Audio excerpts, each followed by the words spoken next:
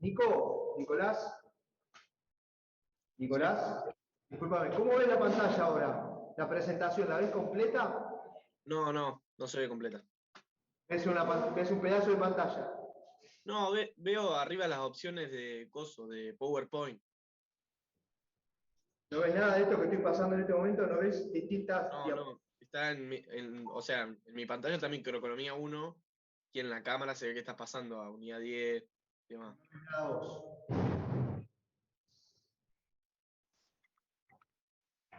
Ahí tampoco. No, ahí tampoco. Ahí tampoco ves en la pantalla general, digo, no en la camarita. ¿Eh? No, en la pantalla general se quedó en microeconomía 1, clase 16 de noviembre. Ahora, No, tampoco, sí, igual. bueno, esperamos un segundito que ya trato de ver qué hacemos.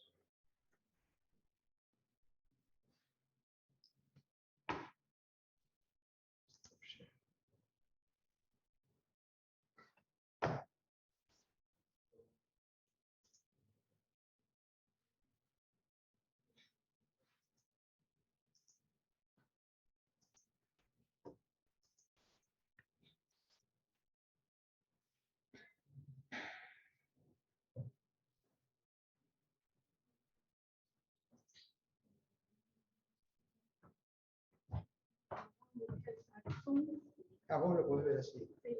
Pero cuando le doy pantalla, quiero que cambie la aplicación está y ahí no está. Lo chico. Sí, lo voy a checar rápidamente. Voy a agrandar la pantalla. Claro.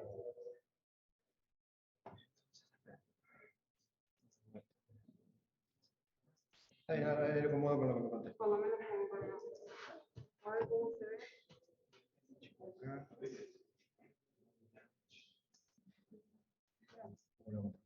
Gracias.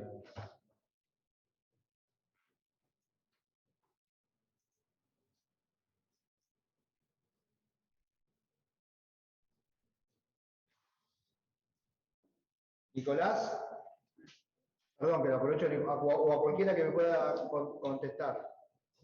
Ahora ven la pantalla, aunque no la ven como precios del mercado.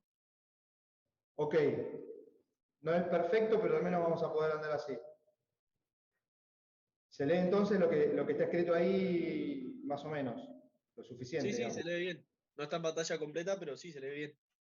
Gracias. Sí, pantalla completa no sé por qué no logro mostrarlo. Bueno, vamos con eso entonces.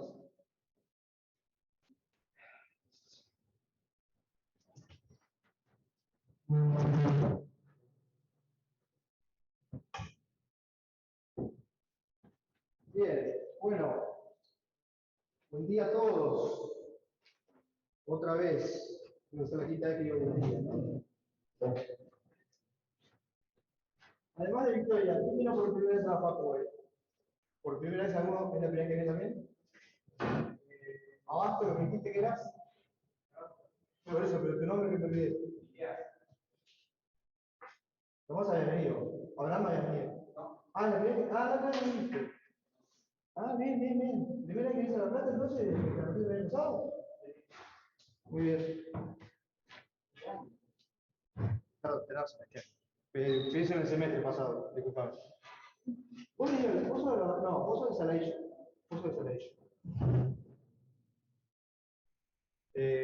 Bueno, a ver. Adelante. Buen día. ¿Cómo te llamas? María. ¿María cuánto? María del Valle, Juan de la apellido. María del Valle. Ah, perdón, María del Valle, ¿cuánto dijiste? Juan de la apellido. Ok.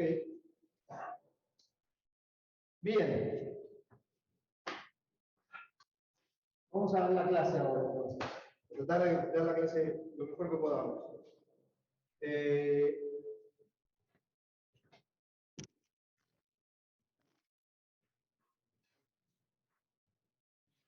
Voy a sacar esto para la clase.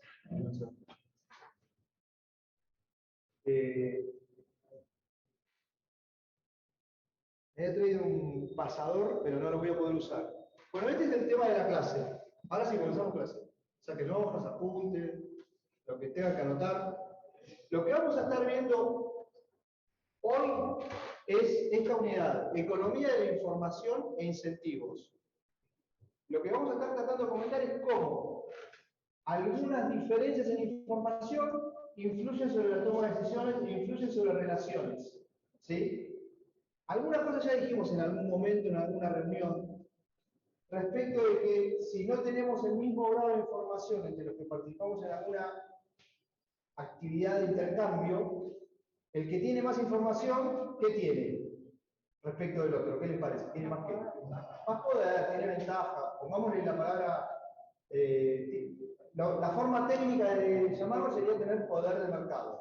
¿Sí? Que quiere decir que tengo más capacidad de influir sobre las condiciones del mercado, son sobre el precio y la cantidad. ¿Sí? Que es lo que determinamos en el mercado. O se determina en el mercado. Entonces, este problema de información, que es lo que vamos a tratar de mencionar ahora, lo vamos a describir dentro del grupo de fallas de mercado. Vamos a repasar ese listado rápidamente y después vamos a meter sobre 3 problemas de fallas de información que nos interesa destacar. Respecto de lo que vamos a hacer con los contenidos de teoría en parciales. Hasta acá entra. ¿Sí? La semana que viene vamos a tener parte de la clase presentando un poco de tema, que no va a entrar en el parcial, pero que es un tip, lo que vamos a estar viendo la semana que viene se llama equilibrio general. ¿Sí? Un ratito. Y después la segunda parte, o la continuidad de la clase, la vamos a dar consulta de todos los temas que puedan surgir de segundo parcial. ¿Sí? Como marco, después en otras preguntas, pero la idea de la semana que viene es repetir esta clase, o el encuentro, digo, y parte para presentar, parte para repasar. ¿Sí? Lo que estamos la semana que viene, perdón, los que están en Zoom, si tienen que hacerme una consulta, hablen un poquito fuerte y no tengan vergüenza. ¿Ahí me escuchás, profe? Perdón, de vuelta. ¿Me escuchás ahí? Sí. ¿Cuáles son las unidades que entran para el parcial? ¿Y qué entró hasta el primer parcial? A ver, ¿hasta dónde entró? Hasta unidad 8. ¿Y qué eran temas? ¿Cómo? ¿Hasta qué tema entró? Y no me acuerdo la unidad 8 era. Pero no me acuerdo qué tema era. Me parece que era un poco menos, pero bueno, vamos a ver básicamente estructuras de mercado, mercado de factores, ¿y qué más? Trabajamos con todo eso, ¿no? Las estructuras de distintos mercados y mercado de factores, ¿sí? Y esto. Por las dudas, Nicolás, acordate siempre que en el aula, en el campus, siempre está el cronograma de temas al comienzo de nuestra comisión. Entonces, con eso te podés manejar siempre, ¿sí? Como referencia es más fácil ir a buscar el cronograma, aunque no lo hagas inmediatamente, digo. Estamos respetando prácticamente al día el cronograma nosotros, ¿sí? Y los contenidos son como está ahí. Después de costos, todo lo que vimos, básicamente. Bien. ¿A través de Zoom me escuchan bien? ¿A mí? ¿O estoy hablando de los gritos? Sí, se escucha bien. Se escucha bien. Bueno, gracias. Bueno, entonces. Perdón. De vuelta, entonces. Los temas de hoy entran al parcial. ¿Sí? Puede ser una pregunta en el parcial. Claramente estos temas son preguntas en final. No necesariamente en el llamado que les toca a ustedes, pero son temas de final. Igual que los que vamos a introducir sobre equilibrio general la próxima clase. Que no entran en el parcial porque son una típica pregunta en examen final. ¿Sí? Porque junta equilibrio general, junta cosas de consumo y de producción, entonces cosas que aprendimos en esas áreas, o sea, de oferta y demanda en definitiva, cosas que aprendimos en esas áreas se condensan en eso. ¿Sí? Entonces, no lo tienen que leer para el jueves, lo que vamos a ver el martes, solo para tenerlo presente y ubicado el tema, pero para cuando tengamos alguna instancia de evaluación, puede ser un tema de examen, ¿sí? Entonces siempre vale la pena estar atento. Acá, la referencia de los temas de hoy es el capítulo 17 de Pindic, ¿sí? Yo subí un archivo que tiene 17 y 18. Lo del 18, digo, si puedo lo cambio, si puedo lo corto. Si hago a tiempo lo corto, le saco el capítulo 18, que no hace falta. Y si no, bueno, queda una parte bajada en su compus que no hace falta que lean. ¿Sí? Estén atentos a eso. La referencia es el 17. El archivo es un poco... cambio yo. Si querés saco este archivo y dejo nada más el 17. Ah, no te Como quieras. Sí, si Tampoco es tenés tiempo hoy a la mañana o a la tarde, no sé si no lo sé. Tampoco es tanto. No, ya sé, el programa que tengo para cortar PDF en el trabajo, en la compu de trabajo, me voltea que. No, yo lo hago online, por eso. Ah, ok, más cómodo. Bien, entonces, recordatorio del estado de fallas de mercado. A ver, alguna vez se lo van a cruzar los que estudian economía, es más probable que se crucen algún texto en inglés que haga referencia a la noción de falla de mercado. Cuando vayan a finanzas públicas van a volver a tocar falla de mercado con diversa profundidad de análisis, y puede ser que se crucen con la expresión en inglés market, de mercado, failure, failure. ¿Sí? Se escribe failure en castellano, no se lee failure en castellano. Failure se puede interpretar como falla o como fracaso. Dependerá del contexto. ¿Sí? Depende también de quién presente el tema, se pone un énfasis más fuerte en la palabra. Ahí están los que usan la palabra falla de mercado como algo como una imperfección, algo que no funciona bien. ¿Sí? Están los que dicen que son más enfáticos y que los mercados fracasan, o sea, no tienen opción para resolver algunas cuestiones. ¿Sí?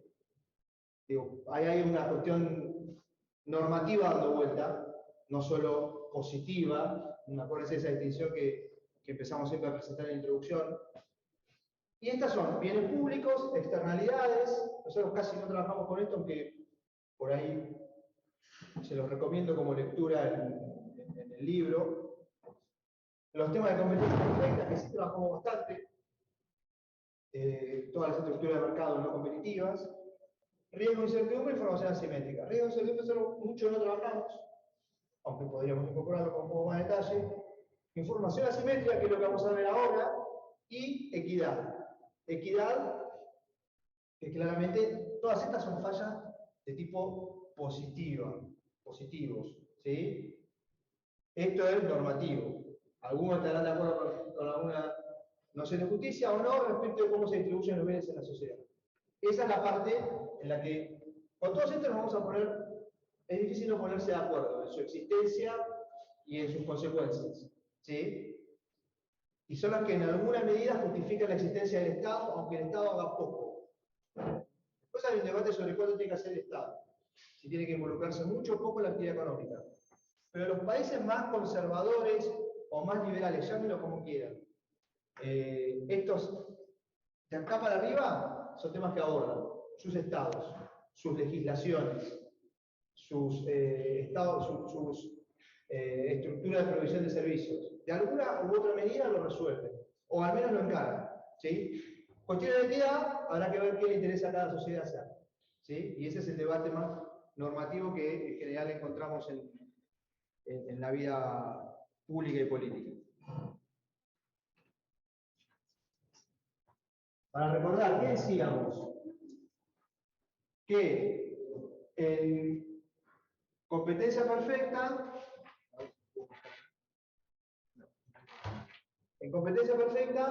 lo que suponemos es que la información es perfecta. ¿Sí? ¿Qué otra palabra usamos para hablar de un mercado con mucha o buena información entre las partes?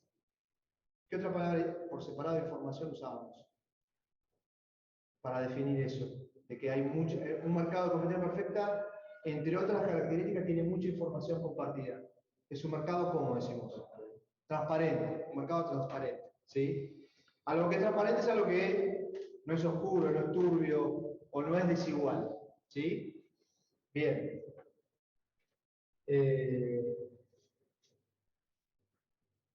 Básicamente lo que decimos es que cuando aparecen fallas de información, lo que decimos es que esta idea de que la información es perfecta desaparece, ¿sí? Y si la información no es perfecta, lo que estamos queriendo decir es que no está distribuida de igual manera y por lo tanto otorga ventaja o poder a alguna de las partes. ¿Sí? Y eso es lo que vamos a tratar de listar.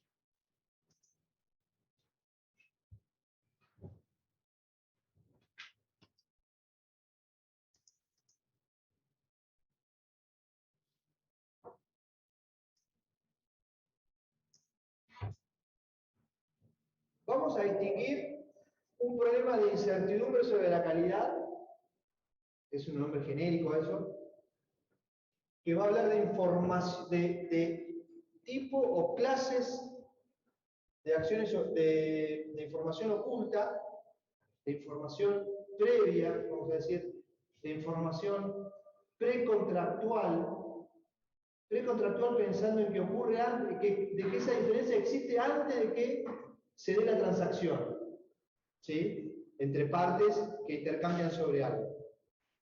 Y la diferencia de información va a existir de antemano, ¿sí? A que ocurra la transacción económica.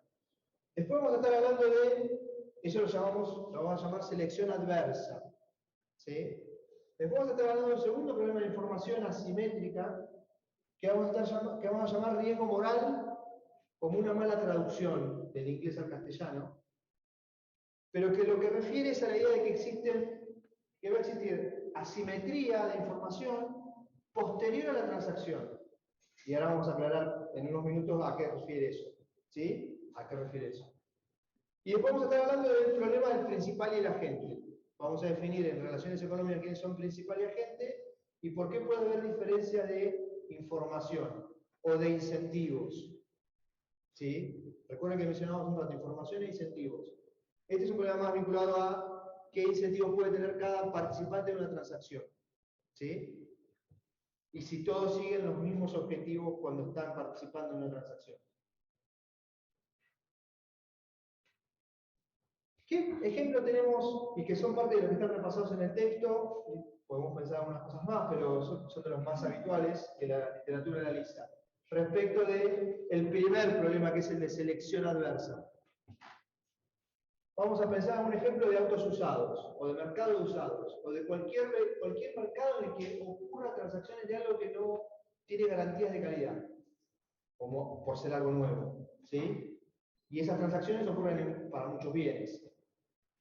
Mercados de seguros, mercados crediticios. Son casos en los que hay de seguros automotores, de vivienda, de vida, que son seguros personales de cobertura alternativa a los sistemas jubilatorios, o bueno, distinto a los sistemas jubilatorios, puede ser alternativo o complementario, dependerá del esquema jubilatorio de cada país, ¿sí?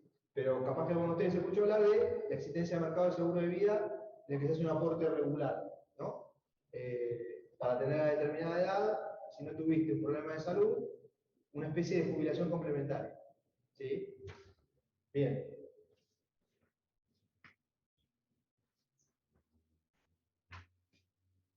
En el caso del mercado de autos usados, ¿por qué decimos que hay asimetría de información? Acá hay una expresión de traducciones que vienen a ver, el primer trabajo esto es del año 57-58, ¿sí? Donde uno de los primeros trabajos relevantes donde se toca el tema de información asimétrica como algo que impide el funcionamiento de estilo competitivo de los mercados, aún con muchos oferentes y muchos demandantes, ¿sí? Y con tamaños de oferentes pequeños. En general, en los mercados de autos usados no tenemos un gran proveedor, ¿sí? o un mercado oligopólico, como cuando pensamos en los proveedores de autos de 0 kilómetros, en los que hay pocas marcas que venden, ¿sí? Sino que hay muchísimos vendedores de autos usados. Es un mercado que por sus características de número de participantes parecería un mercado competitivo, ¿sí? ¿Hay restricciones para participar en esos mercados? Pocas. Digo, cualquiera, Luis, ¿no? Luis, el día de la mañana el auto con el que vino hoy, en algún momento lo venderá. Porque se cansó, porque quedó más viejo de lo que esperaba. Digo, ¿tiene alguna restricción para vender el auto él? ¿O él o la familia? Ninguna particular. No hay que participar en ningún registro, no hay nada que limite la entrada. Ah, Luis, ¿no? Lucas, Vizca, perdón. Si quiere ir a comprar el auto a él, ¿qué le impide? ¿Qué se le impide? Salvo la discusión de precios, digo, salvo una cuestión de ingreso. Operativamente no hay nada que impida su participación en el mercado. Entonces, por ese lado, uno pensaría que el mercado es un mercado de tipo, tiene atributos de mercado competitivo, ¿sí? Libertad de entrada, número de participantes. Sin embargo, falla en la cuestión de información. ¿Por qué? Porque hay algo respecto del auto que lo va a conocer mucho mejor Luis que Lucas, o yo, respecto del auto de él. Respecto al auto mío, que también es un auto mío viejito, yo sé que anda bien o que anda mal. ¿Se entiende? La calidad del vehículo, la calidad de lo que está en juego y la información sobre esa calidad no es compartida al mismo nivel por las dos partes. Estoy poniendo uso a Luis, que justo me contó que viene un auto. Luis sabe si cuándo le hizo la última de frenos, cuántas veces le cambió las correas del motor, si le cambió las bujías, o si lo hicieron en la casa, digo, cuándo fue el día que repuso los neumáticos, digo, algunos detalles de calidad y seguridad que él conoce, él sabe qué tipo de combustible le estuvieron poniendo, si de menor calidad o el premium, siempre, ¿se entiende? Si la renovación o el mantenimiento de lubricación fue siempre cada 10.000 kilómetros, para poner una referencia, o cuando alcanzaba la plata, entonces eso pudo haber generado consecuencias del deterioro, eventual deterioro del auto, no. Ese conocimiento Lucas no lo tiene, ¿sí? Lucas podrá saber de autos y podrá interpretar lo que ve si abre el motor y escucha el motor andar, pero no va a saber exactamente lo mismo que sabe Luis respecto de qué tanto fue el mantenimiento, ¿sí?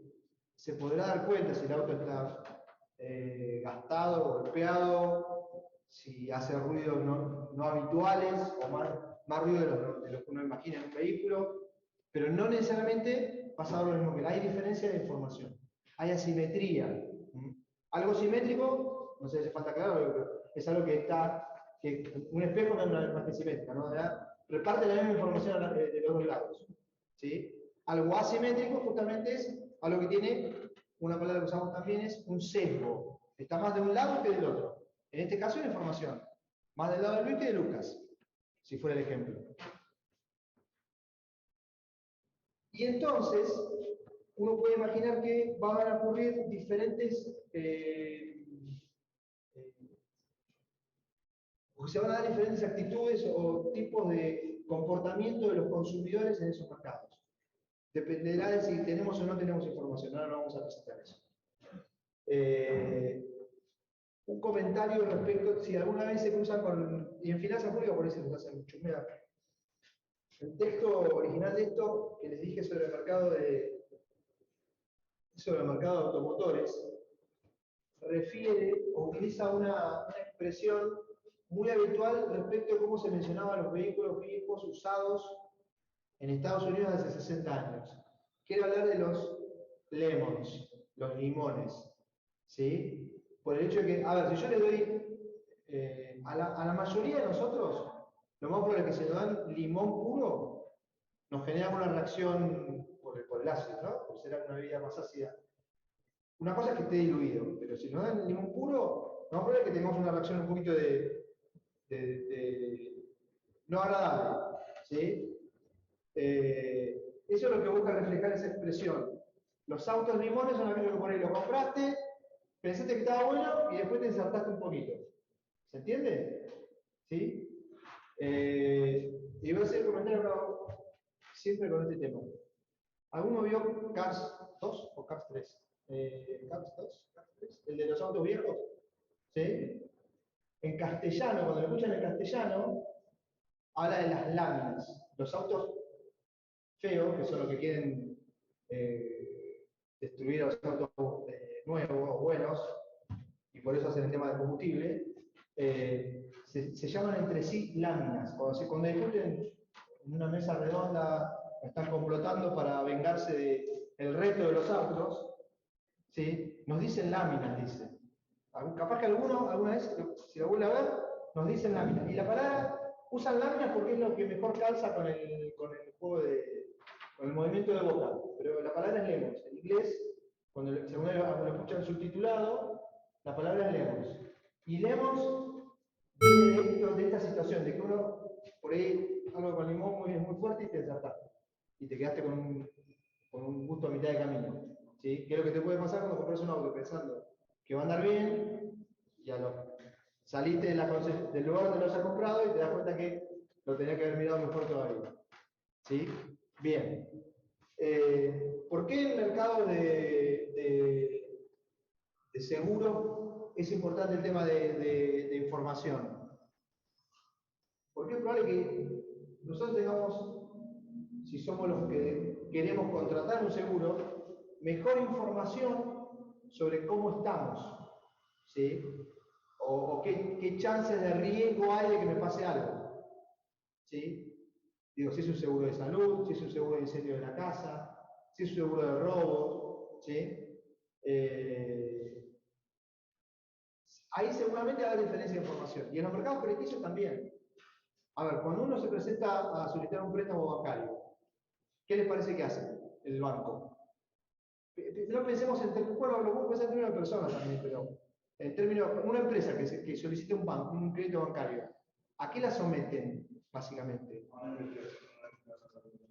Un análisis, se llama análisis crediticio, digamos. Te somete, no es una investigación, por eso era un poco grandilocuente, pero básicamente es, ¿qué me tiene que traer? Información de tus estados contables, ¿sí? Balance, estado de resultados, de 3 periodos para atrás, y una proyección de tu ejercicio, ¿sí?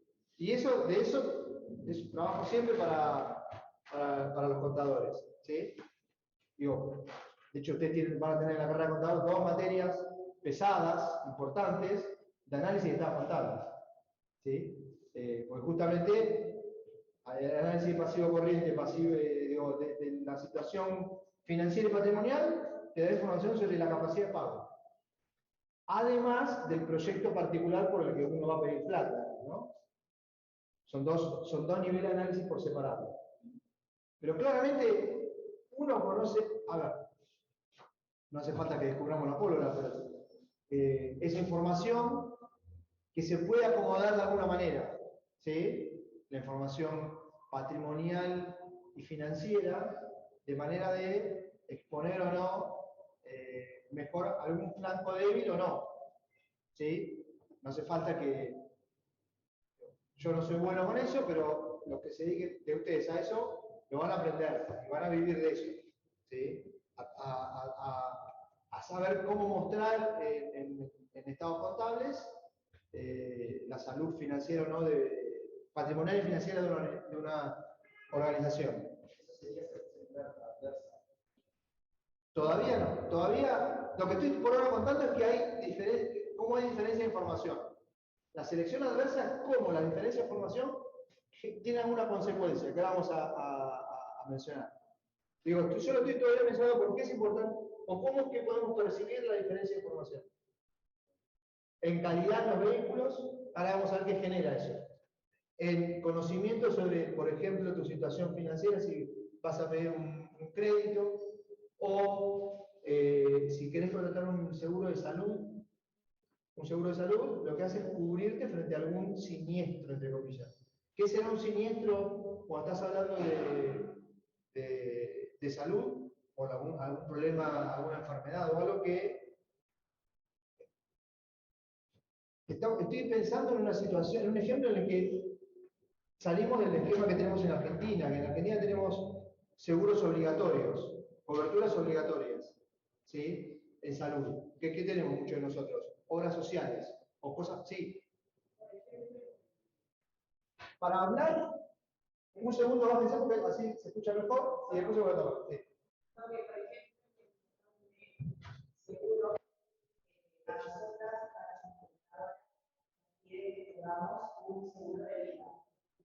Que por ejemplo, escuchás que las personas de cirugía te dan como que cantidad de plata, o depende si te infectaste o lo que sea, como que estás inválida y te Sí. pero lo que no sabe es el asegurador que yo ya tengo HIV, por ejemplo, y digo, no. No lo tenía de antemano, lo tengo ahora, lo agarré ahora. Cuando vas a contratar un seguro, no te dicen, dame una análisis de sangre para ver qué no. Vamos a volver sobre lo que nos está contando María del Carmen, me dijiste, ¿no? No es más. Del Valle, María del Valle, perdón. Sobre lo que nos contó María del Valle, porque parte de lo que mencionó María del Valle es algunas de las acciones que podrían intentarse hacer para resolver la simetría de información. ¿Sí? ¿Perdón? Los engaños. Bueno, ahí vamos. Sí, a veces engaños, a veces no necesariamente hay que ponerlo así, pero puedo ponerle, digamos. Ahora le voy a hacer un poquito de conejillo a ella, ¿sí? Para que nos cuente un poco el caso. Porque es parte de lo que mencionamos acá. Ella lo que estaba señalando es que a ella la obligan a contratar un seguro, pero el seguro no sabe lo mismo que sabe ella sobre su situación de salud. ¿Se entiende lo que estamos diciendo? Aprovechando ya, esto es selección adversa. Vamos a ver qué pasa, pero la pregunta es, en el caso de ella, el desconocimiento del seguro es respecto de su situación de salud, ¿es antes o después del contrato, de la firma, de la transacción? Es precontractual el desconocimiento. ¿Sí? Vamos adelantamos otro comentario más. Si además el seguro no puede ver que María del Valle es imprudente, porque no la puede ver en todas las intervenciones en las que ella participa como instrumentadora, me viene bárbaro que te dediques a eso también, ¿eh? Que me viene bárbaro para usarte para entender el ejemplo. Digo, ella además de estar haciendo acá, es instrumentadora quirúrgica, que me acabo de enterar yo, como ustedes. Y lo que no sabemos es si ella, manipulando instrumental quirúrgico durante una intervención, una operación, lo que tuvieran que hacer, ella es prudente o no es prudente. ¿Sí? ¿Cómo se llama? Hay una propaganda. ¿Cómo se llama la familia? Hay una propaganda que están dando vuelta, los Torpesi, ¿no? ¿Qué es una propaganda? ¿De qué es la propaganda? No me acuerdo qué es la propaganda, pero es un ejemplo, es una propaganda televisiva de una familia que son todos torpes. ¿Sí? El torpe no es muy prudente en el manejo, sabiendo que es torpe. Pon el ejemplo de un padre que sabe que no arregla nunca nada en la casa, igual se pone a arreglar cosas en la casa. Y termina metiéndolo en el enchufe. ¿Sí? Supongamos que María del Valle, perdón, lo dije bien, creo que lo dije bien, es prudente, es cuidadosa, no tiene una camarita de la compañía aseguradora que le esté siguiendo, un droncito que le esté siguiendo a ella, viendo cómo ella manipula en particular el instrumental. ¿Sí? No digo que no sea posible, pero en la realidad no está pasando, no funciona así en Argentina hoy. Entonces no tienen forma de ver si ella es prudente o no, si es atolondrada o no, para manejar todo aquello que agujas y distintos elementos que tenga que manejar.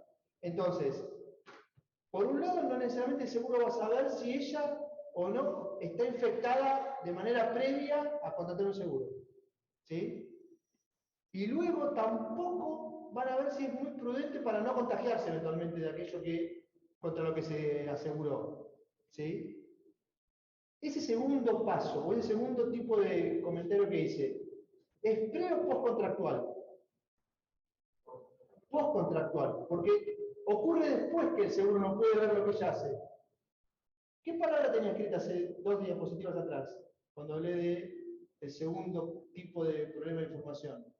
¿Riesgo moral Y entre paréntesis, ¿qué decía? No, conocimiento es el primero. Acciones ocultas.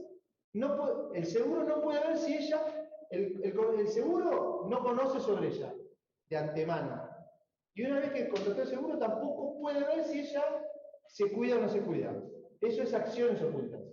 ¿Sí? ¿Se entiende? Ahora, para identificar el caso, ahora vamos a volver a desarrollar un poco el hilo de la presentación, pero va por ese lado. En entender que hay diferencias de información. Ella maneja más información que el seguro. ¿Sí? A veces antes de contratarlo, a veces después. ¿Mm? Bien.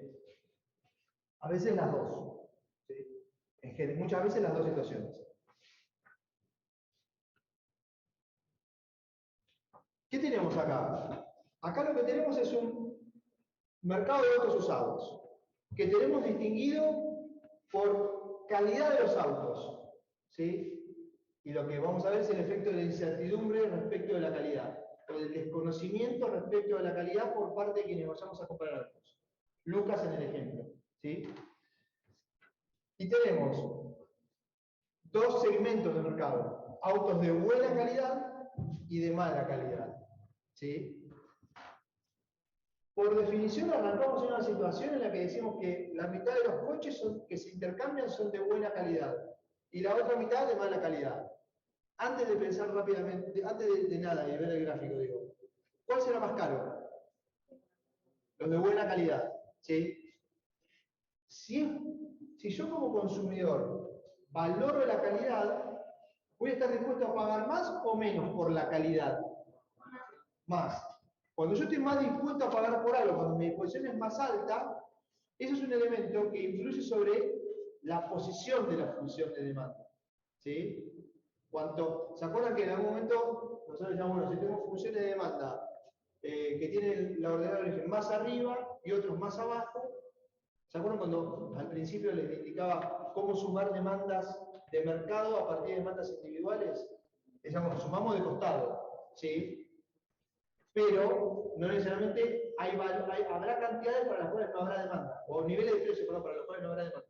¿Por qué? O habrá poca demanda. ¿Por qué? Porque la disposición a pagar será a pagar mucho será de pocos consumidores. ¿Sí? Y que cuanto más abajo van los precios, más consumidores se incorporan porque hay más consumidores dispuestos a pagar ese precio por ese bien. La disposición a pagar más por algo se traduce en una ordenada de origen mayor. Eso puede ser por gustos, por preferencias, por moda, ¿sí? Como cada uno percibe distintas cosas. Por cómo se percibe la satisfacción de necesidades que algo me brinda. Entonces, todo eso influye en mi disposición a pagar. Y a partir de eso, influye en la altura de la función de demanda. Lo que decimos entonces es que para los vehículos de mayor calidad, la función de demanda por esos bienes, por esos vehículos en este caso, es mayor, es más alta que, acá no se ve mucho porque estamos un poco oscuros, es una demanda de color azulado acá, ¿sí? Que la altura de la función de demanda de autos de menor calidad. ¿Sí? La disposición a pagar por esos vehículos es menor. Frente a una oferta más o menos parecida, porque estamos hablando más o menos de la misma cantidad de vehículos en uno y otro mercado, y a propósito, después está el ejemplo pensado que el miti-miti, mitad y mitad, es que el precio por los autos usados de mayor calidad es bastante más alto, acá en el ejemplo es 10.000, que los 5.000 que me da el caso de ejemplo a propósito, ¿no? El doble, la misma cantidad de autos, pero los autos de más calidad se pagan el doble. ¿Sí? Para hacer bien clara la diferencia. Y a partir de qué se ve eso, a partir de que la disposición a pagar reflejada en la función de demanda es muy diferente para un tipo de bienes que para el tipo de bienes. Yo le pregunto a Lucas, ¿cuánto te puede pagar sabiendo que el auto, si le aseguramos que el auto de Luis es de buena calidad o está en buenas condiciones, la disposición a pagar por parte de Lucas va a ser mucho más alta? Como en cualquier transacción que hagamos. ¿Sí? Yo hasta hace unos años que no tenía diabetes, me gustaba tomar mucho Fernet Cola. ¿Sí? Esto, obvio, seguro. Y ¿Y es lo mismo Fernet Branca que Vitone? Bien, entonces la disposición a pagar en un caso y en otro va a ser muy diferente. ¿No? ¿Está clarito el ejemplo? ¿Se entiende, no? Bien. Porque ahí es bastante fácil identificarlo. Después con cervezas, con otras bebidas alcohólicas, es más difícil ponerse de acuerdo. ¿Sí? Pero con el Fernet es más fácil identificar la diferencia de calidad y a partir de eso nuestra diferente disposición a pagar. Entonces, acá estamos habilitando la posibilidad de que podemos distinguir la calidad. ¿Sí? Y por eso es que podemos hablar de que tenemos diferente disposición a pagar según sea el caso. De buena o mala calidad. Ahora, ¿qué pasa cuando, como tenemos escrito por acá, lo van a ver bien en la presentación? Recuerden, esto está... Ay, me olvidé de grabar.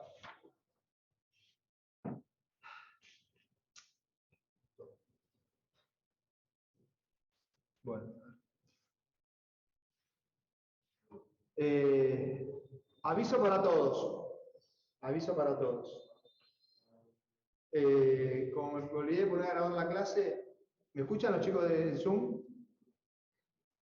Nico, Sí, Bahía. profe, sí, yo te Gracias. escucho. Lo que voy a hacer es subirles la clase grabada, ¿sí? Porque nos perdimos media hora un rato largo de clase. ¿Sí? Para todos. No sé si hoy, pero mañana va a estar subida la clase grabada que tengo repasando esto. Para que les quede completo. Bien. Acá se distingue que es un no. Si no podemos distinguir,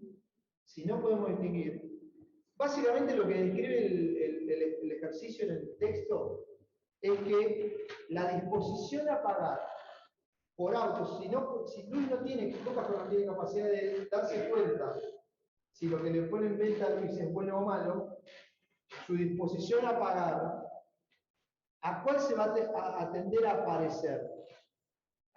¿A esta o a esta? Va fuerte.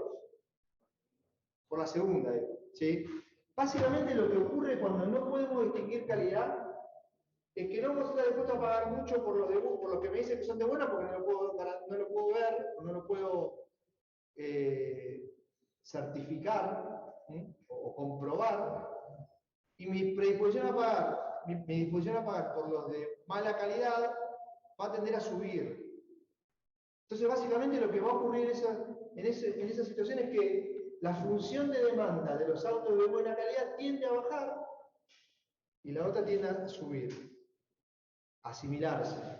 En el extremo, como nunca sabemos qué tipo de auto termino yendo a comprar al mercado porque no sé nada sobre autos como comprador externo y no tengo ninguna forma de evaluarlo al producto que voy a comprar, ¿qué les parece que va a pasar con el precio de los vehículos buenos, de buena calidad? Si la disposición a pagar de los consumidores es menor porque no puedo saber si lo que me vende Luis o Ramiro es bueno o malo. La disposición a pagar de todos nosotros va a tender a bajar. Entonces lo que digo es, el precio en definitiva, ¿qué va a terminar pasando? ¿Va a tender a subir o va a tender a bajar? Va a tender a bajar. Ahora supongamos que, vamos a suponer que son Ramiro y Luis. Ramiro vende un auto que sabe que está en peores condiciones. Y Luis sabe que vende un auto que está en buenas condiciones. Ahora se encuentra con que Lucas, o cualquiera de nosotros, que no podemos distinguir, supongamos que los dos venden un Peugeot 208, ¿sí? Del mismo año, ¿sí? Modelo 2014. Pero Ramiro sabe que está muy castigado y Luis sabe que está en mejores condiciones. Y sabe por lo menos darse cuenta que el suyo está en mejores condiciones que el de Ramiro. ¿Sí? Y el que no tiene esa información o ese detalle de información es el comprador Lucas. ¿Sí? Lucas, sabiendo que no puede distinguir, ¿va a querer pagar mucho o va a querer pagar poco? Ya lo dijimos, va a querer pagar menos. Porque no puede darse cuenta cuál de los dos autos es bueno. Entonces, supongamos que expresa en un esquema tipo subasta o intercambio de información. ¿Cuánto pagas? Ramiro pide 10. Y Luis pediría 15 por su auto. porque sabe que está en mejores condiciones, aunque sea el mismo, aunque sean justamente comparables y homogéneos, sabe que no son homogéneos en calidad. ¿Sí? Son comparables en alguna información, pero para establecer alguna referencia, pero sabe que no son iguales. Lucas dice, este vale 10, este vale 15. ¿Cuál va a estar más dispuesto a comprar si no se da cuenta cuál es el bueno o el malo? O si no puede distinguir nada entre ellos dos. El de 10. En ese contexto, por 10, ¿va a estar dispuesto a vender Luis? Tal vez no. A menos que esté muy urgido por vender.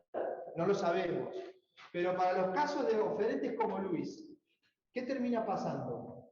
En el promedio, ¿qué imaginaríamos? ¿Que se va a quedar ofreciendo a 10 o se va a ir del mercado? Va a retirar la oferta, el vehículo de la venta. ¿Qué les parece? Más fuerte. Que va a vender a un precio más barato, va a hacer menos. Bueno, no es seguro eso. Es probable, va a haber un poco de las dos cosas. Alguno va a vender, porque necesitará vender, y alguno se va a ir. Porque acuérdense que ¿a cuánto estoy dispuesto a vender? No necesariamente la disposición a vender es... Un segundo, Ramiro. Para eso, el ejemplo de Ramiro de que todos bajan el precio, es que todos están dispuestos a vender al mismo precio. Y no necesariamente es igual, Ramiro. A lo mejor el consumidor, Para hablar te pido que me... el consumidor puede que no distinga el precio, pero no de la misma manera que se diga la realidad. Por ejemplo, él vale 15, el mío vale 10, y él por esa desinformación no piensa que vale lo mismo, pero piensa que el suyo vale 12 y que el mío vale 10. Entonces estaría dispuesto a comprar el suyo por 12 y el mío por 10. Hay que ver si él está dispuesto a venderlo por ese menor precio. Obviamente, pero claramente lo que está pasando es que el precio entre uno y otro, que es cómo se están acercando. Y si se acercan, no, por eso digo, yo estoy diciendo en el extremo, o sea, en el extremo, si ninguno de los Luises que quiere vender su auto al precio que entiende que vale su auto, de buena calidad, está dispuesto a venderlo a ese precio, ¿qué termina pasando en el mercado? ¿Qué autos se venden? Solamente los de mala calidad, más baratos. ¿Sí? Si se queda y vende, en vez de vender a 15, él vende a 12, pero otros Luises se van, tenemos una situación intermedia, que se parece más al del precio de los de mala calidad, ¿se entiende? Entonces, ¿por qué se dice selección adversa? Porque el mercado, con estos incentivos que genera a Ramiro y a Luis, pero sobre todo a Luis, que es el más afectado porque es el que no puede cobrar lo que entiende que debería cobrar por el vehículo de mejor calidad, lo que termina siendo el mercado, que termina quedando, en el mercado que termina quedando los peores. ¿Se entiende? ¿Se entiende el punto? Lo que puede ocurrir cuando hay diferencia de información que Lucas no puede distinguir. Diferencia, sí, o incertidumbre sobre la calidad que Lucas no puede discernir como comprador. Es posible entender que en esos casos la demanda por autos buenos, de buena calidad, y también la oferta de autos buenos se achique. ¿Sí? Siempre puede, caída de demanda y achicamiento de la oferta, puede ser que el precio termine no necesariamente estrictamente en precio más reducido, pero claramente no va a ser la situación inicial en la que si se distinguía claramente la calidad, un bien vale tanto, el de buena calidad vale más que el de mala calidad. Si yo puedo claramente distinguir entre la primera marca y la segunda marca, o la marca de primera calidad y la marca de segunda calidad de algún producto, ¿qué vemos cuando vamos al supermercado y sabemos claramente la diferencia de calidad? Que los precios son bien diferentes. ¿Sí? Los precios son bien diferentes. Ahora, cuando no tengo esa posibilidad, o es más difícil hacerlo, esa diferencia de precio no se sostiene. Y puede ocurrir que lo que termine, puede ocurrir no, es muy probable que lo que pase es que cuando no se puede distinguir calidad, el precio tiende para abajo y eso expulsa a los buenos, entre comillas. Por eso hablamos de selección adversa o negativa. Terminan quedando en el mercado cuando hay incapacidad de distinguir calidades, porque hay diferencia de información entre Lucas, que es el que sabe poco como comprador, versus los vendedores, y a su vez no puede distinguir entre los vendedores, entre lo que le ofrece cada uno, termina pasando que quedan los peores. ¿Sí? Que, entre comillas, el buen producto de Luis, que dijimos que era el mejor de los dos autos, en alguna medida termina siendo no ofrecido en el mercado. ¿Sí? Es un mecanismo de selección adversa. Cuando esto lo pensamos en seguros, lo que termina ocurriendo, yo lo tengo escrito por acá, a ver. Si no me equivoco, si no recuerdo mal. Bueno, no lo tengo por acá. Bueno, sí. Es que terminan quedando en el mercado, que se termina asegurando los que están en peores condiciones. Supongamos que los seguros no pueden distinguir de ninguna manera. Pensemos ahora en seguros médicos. Y vamos a la situación de María de los. Y vos te acordás que es María. Estoy fuera de ritmo para acordarme nombres. Con Bárbara cursó hace 3 años conmigo, ¿no? ¿18 o 19? 18. Yo tengo la costumbre de tratar de aprenderme algunos nombres. Trato. Después pasa el semestre y me los olvido todos. ¿Sí? Pero en la clase trato de acordarme. De Delfina me voy a acordar. ¿Sí? Porque ayer la tuve en introducción, o de Lorenzo. Pero el año que viene, si los cruzo, por ejemplo, pero trato de hacerlo en clase. ¿Sí? Pero ahora estoy un poco oxidado y me olvido más fácil. Entonces, lo que supongamos que los seguros no tienen ninguna capacidad de generar información. ¿Sí? Entonces, en seguros médicos, el análisis de Atkinson y de Akerlof, que son los analistas que plantean los temas en primer lugar, hace 60 años más o menos, es que los mercados de seguros en salud terminan quedándose con los peores asegurados. En salud, ¿quiénes serían los peores asegurados? Más fuerte. Sí, en el caso de los instrumentadores. En el caso de la población en general, ¿quiénes serían? Los que tienen problemas previos, los que tienen alguna más facilidad, mayor propensión a enfermarse o a tener problemas de salud. ¿Sí? ¿Se entiende el punto? Cuando los seguros no pueden distinguir de ninguna manera, no pueden inferir de ninguna manera lo que están, el tipo de fulano al que están yendo a contratar, pensemos, de vuelta, lo tengo a los dos en línea, Ramiro y Luis. Supongamos que Ramiro es con tendencia a enfermarse, tiene salud más frágil que la de Luis. Y yo soy el seguro, ¿sí? O Lucas es el seguro, la compañía de seguros. Y Lucas no puede distinguir entre los dos, ¿sí? Pero sabe que es probable que le toque a alguno más tipo Ramiro. Entonces, si vos tenés una situación en la que vas a tener asegurado a alguien que te va a hacer gastar mucho, entre comillas. ¿Por qué? Porque se enferma seguido y vos tenés que ir a cubrirle la atención de su situación de salud. ¿Sí? Y no sabés si Luis es parecido. ¿Sí? ¿Vas a cobrar caro o vas a cobrar barato el seguro?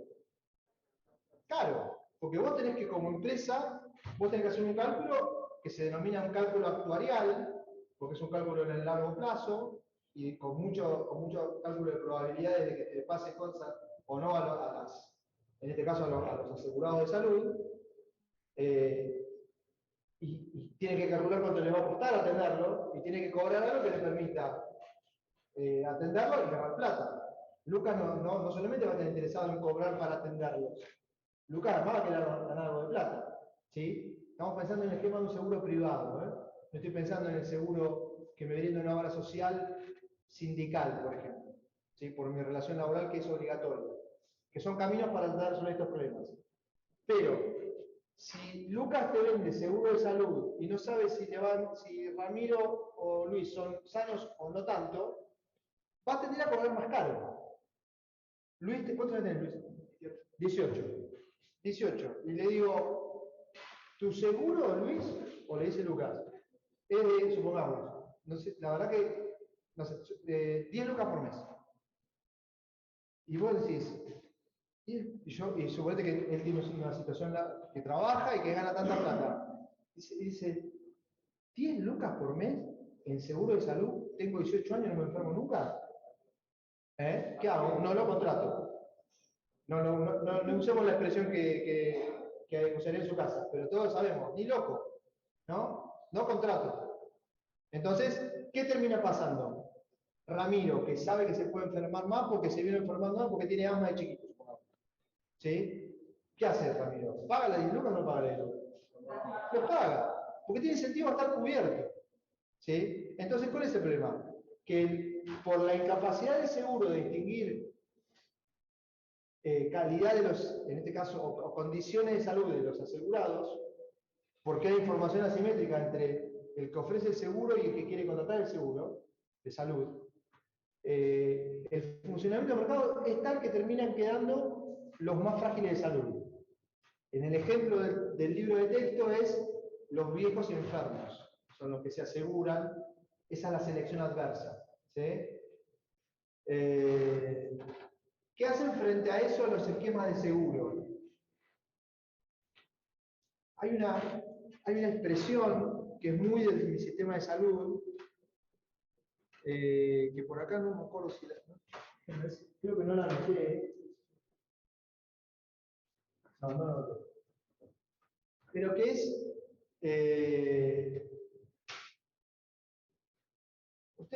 ¿Alguien sabe qué es la nata de la leche? Sí, algunos saben que la nata. ¿Es rica la nata? Por eso, es un asco la nata, ¿no? Entonces se distingue siempre la cuestión de la crema y la nata cuando se habla de productos lácteos. ¿Sí? La crema es lo bueno, lo otro es lo feo, digamos, ¿no? Básicamente lo que se dice es que hay que descremar el mercado, quedarse con la parte buena y sacar la parte mala. ¿Sí? Entonces, el seguro, Lucas, sabiendo lo que le puede pasar y que puede ocurrirle que se quede con pacientes tipo, perdón Ramiro, que te use de ejemplo, así, frágiles de salud, ¿sí? Frágiles de salud, que saben que le va a costar caro, que le va a dar mucho trabajo administrativo, mucho gasto, y él quiere ganar plata, el proveedor de seguro, ¿sí? No productor de seguro individual. Más fuerte. Topes, carencias, periodos de no uso, te contratás pero por 6 meses no te pago nada, son periodos de carencia, se llaman eso. Distintas formas, sí, distintas formas, ponele, son formas de qué? De tratar de quedarse con los buenos, o evitar que el otro vaya a consumir mucho, poner topes a eso, digamos. ¿Pero por qué? Porque no puedo distinguirlo. Ahora, yo no soy un gran conductor, ¿sí? Pero no soy un conductor, no me siento para nada un conductor imprudente. Por ahí sí, por ahí lo soy y no me doy cuenta. Pero no tengo, a ver, ¿cómo decirlo? No es que no me preocupe ser cuidadoso manejando, ¿sí? Me puede pasar tranquilamente que 2 veces rompí el auto, o pinché y necesité, o 3 en el mes. Suponete que tengo un límite de 2 grúas por mes, y voy a Buenos Aires y me pasa que pincho. Me ha pasado ir a trabajar a Capital y quedarme en Quilmes. Alguno ubica la autopista, en Quilmes doblás y se queda arriba. En el peor lugar me pasó, 2 veces. Uno arriba de todo y otro casi a la salida del peaje que vienen los que salen de la avenida de Quilmes. Que, digo, me pasó a lo largo de 5 años eso, no me pasó en 2 semanas seguidas. Pero nada, mucha piedra, mucho clavo, me pasó. Digo, y no voy haciendo huevadas o no manteniendo los neumáticos, ¿sí? Y sin embargo puede ocurrir que me pongan un tope que injustamente me perjudica, ¿sí? Eso es porque no tienen capacidad los seguros de ver si yo soy prudente o no soy prudente manejando. Son reflejos de la incapacidad de conocer, de la simetría de información, en definitiva, de la incapacidad de conocerme a mí en particular. Entonces, el punto es que una posibilidad de actitud de parte de los seguros es algún mecanismo para tratar de, se dice, seleccionar riesgos. Es decir, tratar de identificar a los riesgosos de los no riesgosos y tratar de, con cláusulas contractuales diferenciadas, promover que no sea Ramiro el que contrate y sea Luis el que contrata. ¿Sí? No solo cláusulas contractuales, sino precios también, ¿no? Digo, a Luis, ¿cómo lo convenzo de que contrate el seguro? Con precio más barato. ¿sí? Y si te dicen, bueno, y no puedo usar el seguro por 3 meses, aunque lo tengas contratado, tenés 3 meses, bueno, no va a pasar nada en 3 meses, ¿sí? Y por ahí Ramiro dice que, no sé, supongo que es marzo, y que sabe que es asmático, que en junio siempre tiene ataque de asma, pobre, dice, no, me mataste, me dejas afuera, me reventás. ¿Se entiende lo que quiero decir? Mecanismos de selección para quedarme con el menos malo. ¿Mm? ¿Por qué pasa eso? Porque no tengo capacidad de identificar al malo y cobrarle diferencial. Y no cobrar una tarifa única. Digo, en la realidad uno ve que muchas cosas se están intentando hacer para resolver este problema.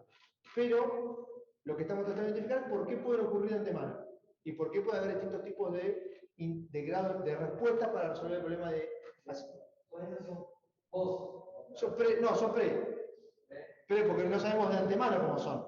No sabemos de antemano las acciones sí, las acciones del seguro sí, son respuestas, puede ser incluso antes del contrato, porque yo tengo la oferta tengo las condiciones para intentar distinguir a los consumidores, a los posibles asegurados, antes de contratar incluso.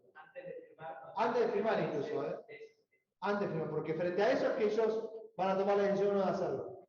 ¿Se entiende? Son acciones también previas, pero el punto es que frente al desconocimiento, antes de que ocurra la transacción contratar seguro, es que se dan estos fenómenos. ¿Sí? Ramírez, te escucho. Tú me decías de las obras sociales como públicas, ¿no? Porque técnicamente sacar el caso al más malo afuera, ¿no? No es un caso de que yo tenga asma, pero tal vez yo me termino muriendo. Y con la idea de esas obras sociales que mejor son tipo de los esquemas que pierden plata es cubrir a esos que las privadas pierden. Sí, en realidad el seguro obligatorio evita la posibilidad de distinguir a Ramiro de Luis para el seguro y dejar afuera a Ramiro, perdón, ¿sí? Al caso Ramiro. ¿Se entiende? Es algo más normativo, así como no, de que los dos puedan hacer. Como la falla de mercado. A ver, la falla de mercado es, si no hay capacidad de Lucas de distinguir información, de distinguir calidad o hay información asimétrica entre lo que él puede saber y sus situaciones de salud, el mercado funciona de manera que termina seleccionando a Ramiros. Son los que aseguran y los Luises de buena salud se van. No contratan. ¿Sí? Entonces, frente a eso, Lucas, ¿qué hace? Trata de alguna manera de intentar dejarte afuera a vos, el de mala salud, y tratar de incorporar a los Luises. ¿Sí? Entonces, ¿cómo resuelvo eso? Obligando a que todos estén cubiertos. ¿Se entiende? Y pasás a otro esquema, que es más o menos como funcionan las obras sociales laborales en el sector formal en la Argentina. No hay distintivo. El aporte que hace cada uno de los trabajadores de su obra social es igual tengas 18 años o 50. Digo, entras a trabajar en la universidad, por ejemplo. ¿Sí? Tenés la obra social que te provee la universidad. En el caso de la Universidad de La Plata es IOMA. Más allá de la calidad o no del seguro o de la cobertura, digo. Básicamente, Luis entra. Yo tengo los 18 años de trabajar en la universidad. Porque antes de ser profe trabajaba en otro lugar, en la universidad trabajaba, conseguí trabajo. Mi aporte era el mismo que ahora. Es un porcentaje sobre mi sueldo. Mi sueldo con los años creció, tengo más carga laboral, bueno, pago más plata, pero en porcentaje pago lo mismo. ¿Sí? Ahora lo uso más, entre comillas, consumo más que cuando tenía 19 años, tenía cuando tenía 18. ¿Sí? Porque cuando son más chicos te enfermas menos. Es una cuestión lógica, fisiológica, ¿no? Entonces, el hecho de establecer seguros obligatorios es un tipo de respuesta para evitar la discriminación, para tratar de quedarse con los buenos y no los malos. ¿Sí? No nos metemos mucho acá con... eso es una regulación para resolver una falla de mercado. La respuesta de Lucas tratando de quedarse con los buenos y perjudicando a los casos de pacientes con mayor problema de salud, es una respuesta al problema de selección adversa que tendría si no hace nada. ¿Sí? Esa es la falla de mercado, la selección adversa, que promueve que Lucas trate de sacarte a vos y quedarse con Luis. ¿Sí? La respuesta para resolver esa falla de mercado es obligar a que todos estén cubiertos en iguales condiciones y que no sea un precio, bueno, eso hará que el promedio de ingresos se estabilice, que al incorporarlo, que digo, eso hace, después tiene un efecto sobre el cuánto debería ser la tasa que te cobran. ¿Sí? Es lo que decías de la intervención. Es un ejemplo de intervención. No nos vamos a meter mucho en otros ejemplos de intervención para resolver, solo porque no nos da tiempo en la materia y porque muchas cosas las van a ver en finanzas.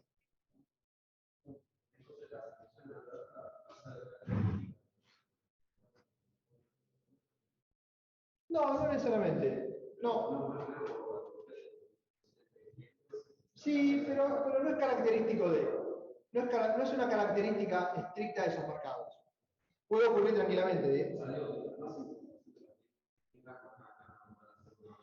Sí, pero hay que acordarse lo siguiente. La selección adversa ocurre cuando no tengo información sobre los clientes. Y cuando no tengo información sobre los clientes, me voy quedando con los peores. ¿Se entiende lo que quiero decir? El intento de distinguir a los clientes es una forma de resolver el problema de selección adversa. Pero no es que sea más o menos característico de un tipo de estructura de mercado. ¿Sí? Selección adversa no quiere decir intentar distinguir a los clientes, sino selección adversa es que si no puedo distinguir a los clientes, me quedo con los peores. Ese es el fenómeno de selección adversa. ¿Se entiende?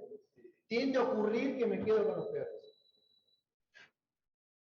Algunas situaciones en que los mercados intentan resolver esto. Dar señales para distinguir la calidad. A ver, ¿cuántas cosas compramos hoy por acá? Muchas más, ustedes muchísimas, y yo muchas más que antes. Cuando digo antes, no sé, un periodo de 5 o 10 años atrás. ¿Sí? Busco lugares, me pido de vacaciones, busco lugares, marco, ¿sí? O sea, cabaña X en donde fuera. ¿Qué me sale en el buscador de Google? Al lado de eso. Cabaña Torres del Molino en Pirulo de la Pampa. ¿Qué me sale al lado del nombre eso en el buscador de Google? Las estrellas. ¿Qué es las estrellas? Reputación. La importancia de las marcas. ¿Sí? Con eso lo que se busca es distinguir calidad.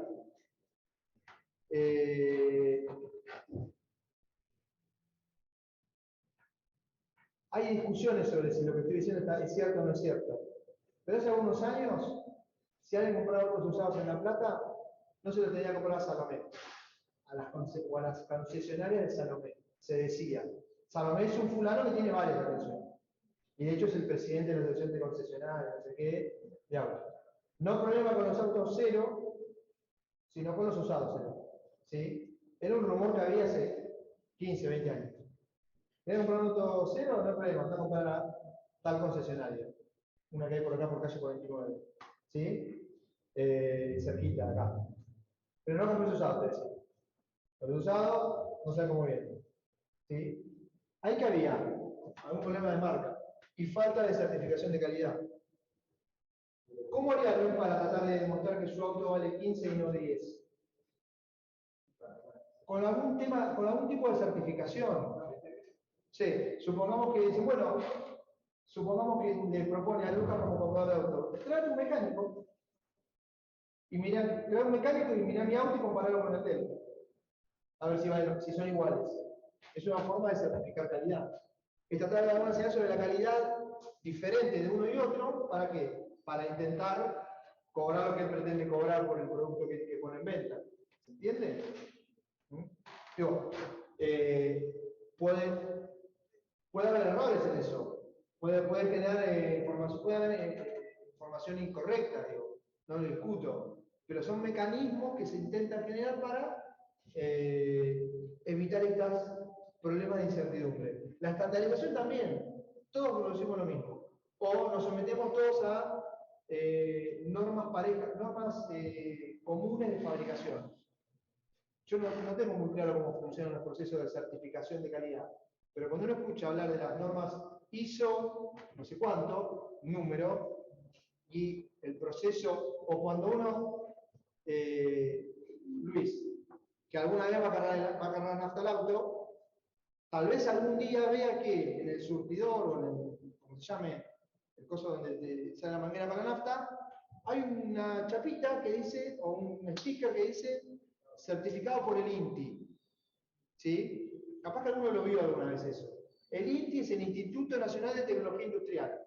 Es un organismo público que hace un montón de cosas, entre otras cosas certifica la calidad de algunos aparatos. Por ejemplo, surtidores de gas. Por ejemplo, equipos de gas en general.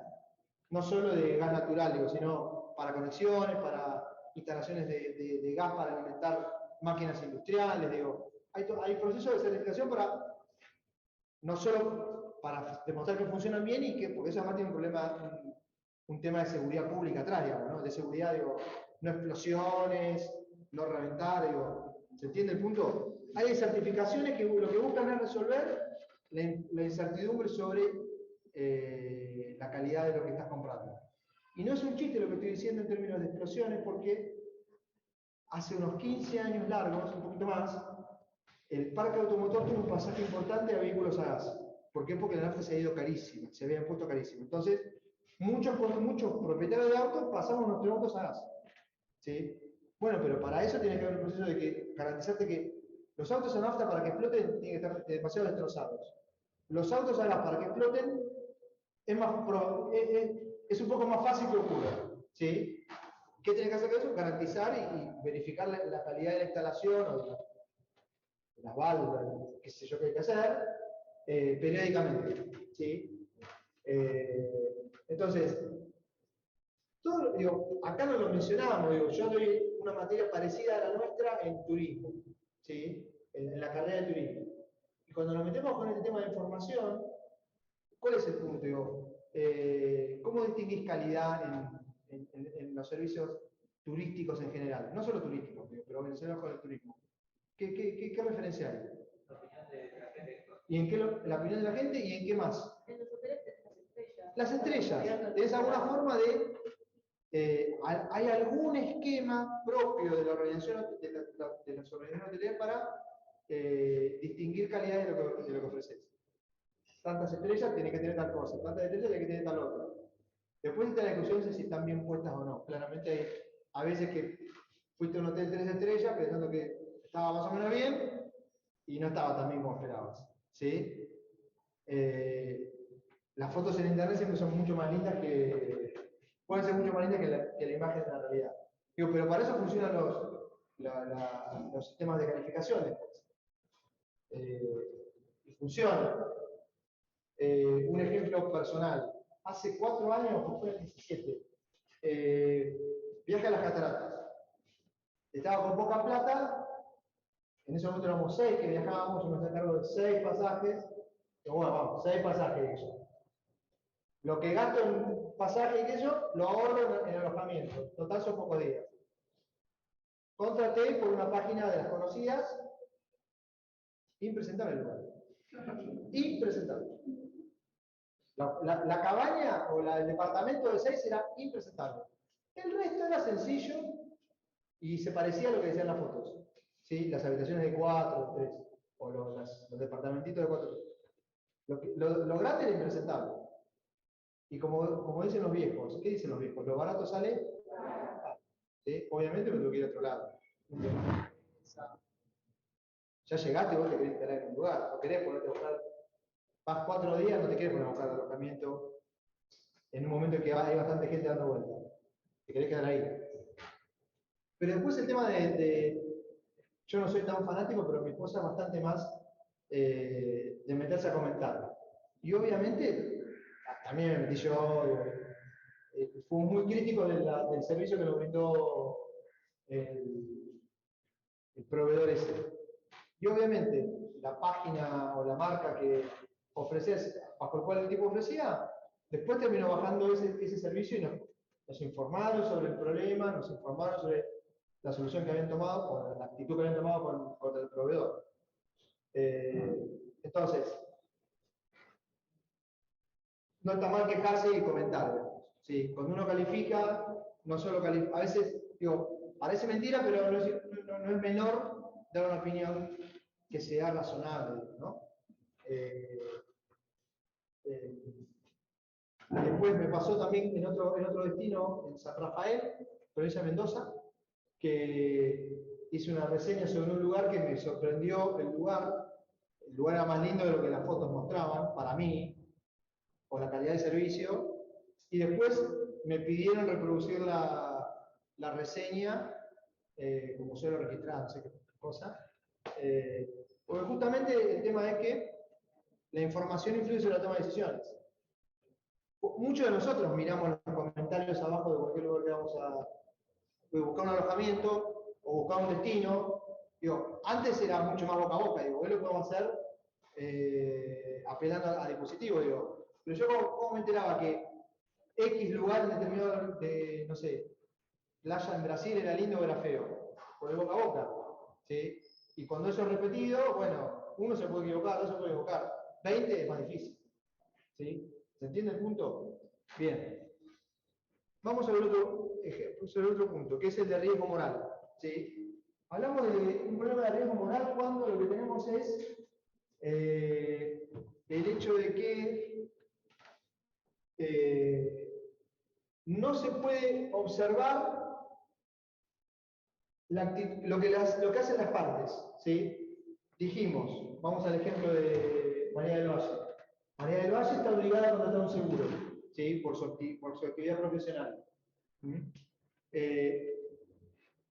¿Cómo podría resolver el seguro el problema de desconocimiento sobre ella? Previo, que era el problema de selección adversa. Va a resolver el problema de selección adversa. A un análisis con algo, digo, ¿sí? Yo me acuerdo hace unos 20 años más o menos, no, un poquito más, 23 años, porque fue un tiempo antes de casarme, 23 años.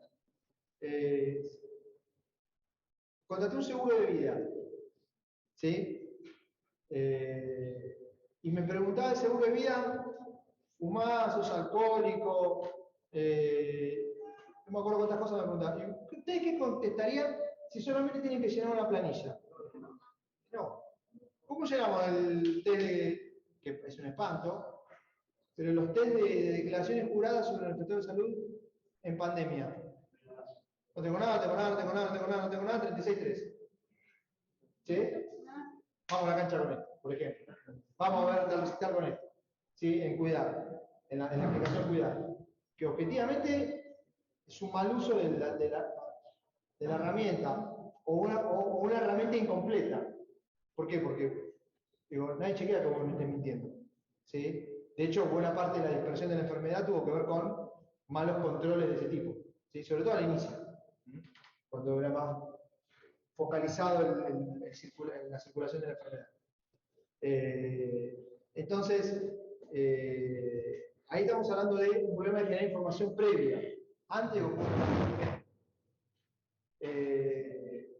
¿Qué puede ocurrir una vez con lo que decíamos después que se firmó el contrato? María del Valle ya tiene el contrato firmado, el seguro contratado, y lo que no sabe el seguro es si María del Valle es prudente o no es prudente. ¿Sí? Pero antes de frenar eso, pensémoslo. Antes de eso, eso es una respuesta. Pero antes de pensar en cómo afrontar el problema, pensemos en el problema en sí. Si a mí, supongamos que lo que tengo por la cobertura de mi seguro médico, y si no, hoy funciona un poco diferente, pero pueden preguntarle a cualquiera de sus hijos 20 años atrás. ¿Sí? ¿Cuántas recetas tenés por mes de idioma, ponemos? 2 recetarios por mes.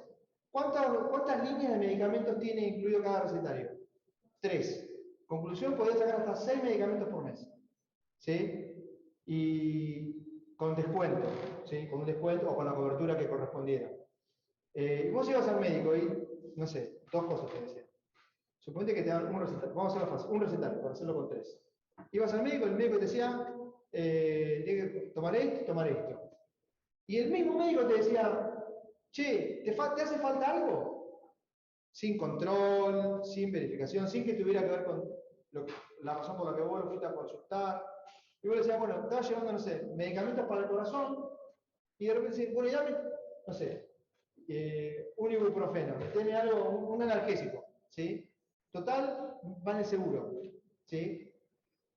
Cuando el seguro no puede ver lo que yo hago, ¿yo qué tengo? ¿Incentivo a qué? A consumir más, a sobreconsumir. Ese es el problema de la acción oculta post-contractual. Yo ya tengo el seguro, ya tengo las condiciones del seguro. El tipo me cubre tanto. Bueno, lo uso. Hay seguros de autos que ¿qué tienen una vez al año? ¿Reposición de qué? No, neumático no. Es muy caro. No, neumático no. De parabrisas. A partir de unos problemas que hubo hace algunos años con roturas masivas por una serie de tormentas muy grandes de granizo que hubo en 2 o 3 lugares del país, la cobertura de parabrisas se incorporó mucho más a los seguros automotores. ¿Sí? Entonces, antes era, para que te cubrieran un limpiaparabrisas, un parabrisas, tenía que estar estallado. ¿Sí? En la práctica ocurrió que después, con un rayoncito, porque estuvo incorporado en las normas de cobertura, con un rayoncito te cambiaban el parabrisas. Entonces, se rayó, digo, suponete que si vos sabés que no tenés cobertura del parabrisas, ¿sí? Y vas en la ruta, atrás pueden pensar tranquilamente la situación, porque pasa, vas en la ruta, atrás de un camión que está tirando algo, que está cayendo y rebotando porque no le cierra bien la puerta trasera.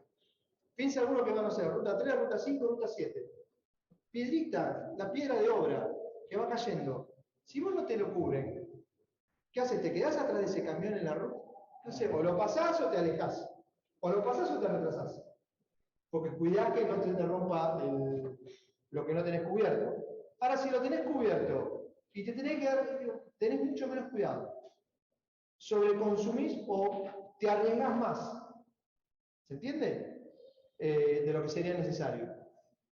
Entonces, cuando no se puede verificar el comportamiento del asegurado por parte del seguro, de vuelta, Lucas es el asegurador, contrató a los dos, pero no puede ver si son prudentes o imprudentes Luis y Ramiro como asegurados. ¿Sí? ¿Qué incentivo tienen Ramiro y Luis? A sobreconsumir, porque saben que tienen algo cubierto. Este ejemplo de, si puedo meter 3 líneas en el recetario y no hace falta que identifique el diagnóstico de por qué pongo cada medicamento, y no está sujeto a ningún tipo de auditoría, entonces sobreconsumo. Meter uno más, total, me lo cubre el seguro. ¿Sí? Cambiarme el parabrisas, total, está dentro de lo que me cubre el seguro por año. ¿Sí? Con un gasto adicional, encareciendo el funcionamiento de todo. Frente a eso, frente a ese problema que es el de riesgo moral, ¿sí? ¿Qué acciones toman los seguros? Limitan cantidades, que es lo que mencionaba María del Valle, intentan evitar que vos te ponen topes al gasto, en definitiva. ¿Sí? Formas de limitar el gasto o la cantidad de cobertura que te brindan. ¿Para qué? Para evitar gastar demasiado. ¿Sí? Pero entonces hay que identificar, cuando no se puede ver bien cómo actúa el asegurado posterior a la contratación del seguro, entonces, por parte del asegurado hay un incentivo a sobreconsumir. ¿Sí? A sobreconsumir. ¿Cómo actúan los seguros frente a eso? Con esquemas de auditoría, con esquemas de control. No sé si alguno tiene que hacer algún trámite para algún familiar en alguna obra social. Si les toca hacer eso, ¿qué tienen que hacer? Tienen que llevar mucha más documentación que antes. ¿Se entiende? Mucha más documentación respaldatoria que antes. No sé si les pudo haber pasado, pero un análisis de sangre. El análisis de sangre asociado a determinado tipo de estudios. Asociado a intentar determinar o a identificar determinado diagnóstico. ¿Sí? Ahora por ahí el médico te puso en el listado de cosas una práctica sobre la sangre o sobre la orina que van a analizar que no tiene que ver estrictamente con el diagnóstico que vos pusiste, que te puso el médico. ¿Sí? ¿Qué te pasa en ese caso? Acá, en el Gran La Plata, por ejemplo, por lo menos. No tenés que pagar. Lo pagás por afuera. Y si no, tenés que demostrar que lo tenés. Pero primero lo pagás y después te lo devuelven, eventualmente. ¿Se entiende? ¿Por qué? Porque hay un proceso de auditoría. ¿Por qué? Porque hay un proceso de estandarización que dice, si vos querés verificar, no sé, X enfermedad, hay que verificar tal y tal cosa. Y que tenga tales o cuales valores. Tal práctica no entra. Y si no entra dentro de la listita, no te la cubro. ¿Te la puse el médico porque quería apuntar una cosa más? Ok, la tenés que pagar porque no está dentro de lo que está cubierto. Límites al gasto. Para evitar sobreconsumir. ¿Sí? Proceso de auditoría. ¿Sí? Uno cuando se tiene que hacer una operación, digo, me tengo que operar de la rodilla. No vale nada de decir, bueno, me lastimé y me tengo que operar. Tenés que demostrar, cuando tenés un esquema de cobertura, ¿no? Tenés que demostrar qué te pasó. ¿Cómo funcionan los seguros cuando hay un siniestro? Hasta que el técnico, quien sea del seguro, automotor, no va a revisar la situación, en muchos casos, no se levantan los vehículos, hasta no puede determinar si se pudo identificar quién causó el daño, quién fue el responsable del choque, o qué fue lo que pasó. ¿Se entiende? Digo, procesos de auditoría, mecanismos de control. Bien. Acá hay un ejemplo gráfico en el que básicamente tenemos un seguro automotor. Acá, no sé si escucho.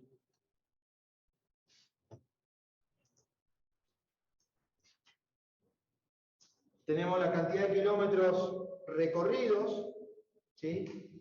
Y entonces es una función de demanda. Cuanto más caro sale el costo por kilómetro de recorrido, menos kilómetros se recorren. Pero cuando sale más barato, más kilómetros se recorren. La incorporación del seguro me baja el costo de manejar. ¿Sí? Y si me baja el costo de manejar, ¿qué tengo? ¿Incentivo a qué? A manejar más. Entonces, cuando incorporo el seguro, que es la segunda línea, la que tiene un asterisco acá por prima, como la nueva situación, eso me bajó. Lo que está mostrando es que frente al descenso del costo de kilómetros recorridos por la incorporación del seguro, que me baja el costo de resolver el accidente o la rotura o el siniestro, tengo incentivo a recorrer más. ¿Sí? Es decir, como decía Lorenzo hace 5 minutos, sobreconsumir. Bueno, ahí están los comentarios. El tercer tema, para chusmear, es el que se llama problema del principal agente. ¿Sí? ¿Qué es el problema del principal agente? Bueno, cuando hay problema del principal agente es porque hay una cosa que se llama relación de agencia. ¿Cuándo hay una relación de agencia? Cuando el bienestar de alguien depende de lo que hace el otro. ¿Sí? Relación de agencia hay un montón de contextos. En un montón de contextos. Por ejemplo, estamos hablando de salud, es un caso. Decimos que el principal es la persona que contrata, ¿sí?, a alguien para resolver algo. ¿Sí? A alguien o a una estructura o a una organización para resolver algo. Para lograr un objetivo. El agente es el que está encargado de esa tarea. Aunque no sea necesariamente un contratado. Si ustedes van al médico, ¿quién es el principal? Ustedes, porque ustedes van con algún propósito. O establecer, o ver su estado de salud, o resolver directamente un problema de salud. ¿Se entiende? ¿Quién es el agente ahí? El profesional médico que tiene que diagnosticar, estudiarlos, ¿sí? Puede ocurrir, yo hasta el fin de semana estuve resolviendo problemas de plomería en mi casa, ¿sí? Varios días estuve tratando de resolver problemas de plomería y de agua y conexiones. ¿Yo a quién contraté para eso? A un plomero barra gasista para resolver 3 o 4 accidentes que tiene en mi casa. ¿Sí? Yo soy el que tengo el objetivo de mejorar el funcionamiento sanitario de mi casa, y el fulano es el agente. ¿Yo qué quiero? Que el flaco venga temprano, o sea, que haga el trabajo lo mejor posible. ¿Sí? Que me garantice que no tiene que no queda ninguno de los problemas que yo tenía identificados. El fulano, ¿qué incentivo tiene? Hacer su trabajo, pero ¿cuántas horas me va a dedicar? ¿Se va a quedar todo el día en mi casa esperando, probando? Nada. El tipo quiere laburar más. ¿Entienden lo que digo? Entonces, a veces sus objetivos no van al mismo sentido, sus incentivos no están del todo alineados, se dice, con los míos. ¿Sí? No están del todo alineados con los míos. Esta situación de que lo que uno pretende no es igual que lo que pretende el que uno contrató para hacer algo, en un montón de situaciones pasa. ¿Sí? Yo soy el jefe en una relación laboral. Mis incentivos son unos y quiero que soy el principal y Victoria es la empleada. ¿Sí? Es el agente. ¿Sí? Yo quiero que Victoria haga el mejor laburo posible, que esté todo el horario que tenemos identificado, o con la dedicación laboral horaria, como sea que lo estemos midiendo, que tenemos identificado, y que me rinda al 100%. ¿Sí? No está mal que yo tenga ese objetivo. Ahora, ella puede tener otro objetivo intermedio. ¿Sí? No siempre tengo ganas de laburar, no siempre tengo que estar enganchado con laburar. Lo que le pasa a mi jefe me importa poco. ¿Se entiende? Digo, situaciones que son de la vida misma, ¿eh? No es que estoy diciendo que le importa poco lo que le pasa a su profesor, a Victoria. Estoy diciendo que si usamos una relación de jefe y empleado, puede pasar tranquilamente eso. Entonces, mis objetivos no son iguales que los de ella.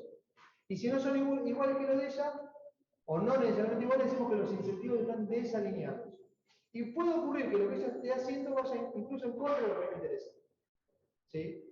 Un ejemplo típico en organizaciones es hablar de los incentivos de la gerencia y los mandos medios o los cuerpos inferiores.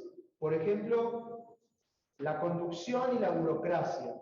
¿Sí? Burocracia no entendido como un aspecto peyorativo, sino como las estructuras organizacionales que están debajo de la conducción o la gerencia de una organización. ¿Sí? Porque los incentivos de uno y otro no son iguales. Los políticos en campaña no tienen los mismos objetivos. A ver, pensemos en la relación entre la sociedad, nosotros y los representantes políticos. ¿Quién es el principal y quién es el agente? En teoría. Nosotros somos ¿qué cosa? El principal. El político de... Otros son los agentes. Nosotros, los políticos o los representantes, son los agentes. ¿Sus incentivos van siempre en el mismo sentido que los nuestros? No. Y es casi natural que sea así. ¿Sí? Porque esta situación de que yo estoy delegándole a un tercero a hacer algo, lleva a que no necesariamente, a que casi siempre pueda ocurrir, a que muchas veces pueda ocurrir, que los incentivos que tiene ese tercero no sean lo mismo que los que tengo yo. Relación empleado-jefe, relación entre colegas cuando alguien le delega una tarea a otro, ¿sí? ¿Cuántas veces les pasó a ustedes, o les pudo haber pasado una vez que tarea grupal, ¿sí? En la primaria, en el jardín, en la secundaria o en la universidad, ¿sí? Tarea grupal, ¿sí? Y vuelta, los agarran acá los tres pobres. El grupo son los tres, Lucas, Luis y Ramiro, ¿sí? Y hay alguno que sea celoso. ¿Qué quiere decir? Con eso que estoy queriendo decir. Que no hace nada, que le podemos poner otra palabra, ¿no? Digo, ¿pasa o no pasa? Pasa. Y supongamos que, no sé, Luis es el más responsable de los tres. ¿Sí? Le estoy poniendo una carga al pobre. Es el más responsable de los tres. Y se da vuelta y le dice, muchacho, Rudy Castillo está pidiendo que entreguemos la tarea o el trabajo práctico. Pongamos las pilas cuando se juntan a trabajar. Hacemos tal ejercicio, hacemos esta parte. Yo calculo, vos graficás y yo escribo 3 tareas de una resolución de ejercicio de práctica. ¿Sí? Yo hago los cálculos, yo hago el gráfico, yo redacto la respuesta. Y uno, yo ya tengo, no sé, tengo buena calificación de antes, supongamos, que dice uno de los, no sé, Ramiro dice eso. O ya lo tuve en introducción, el Castillo ya me aprobó.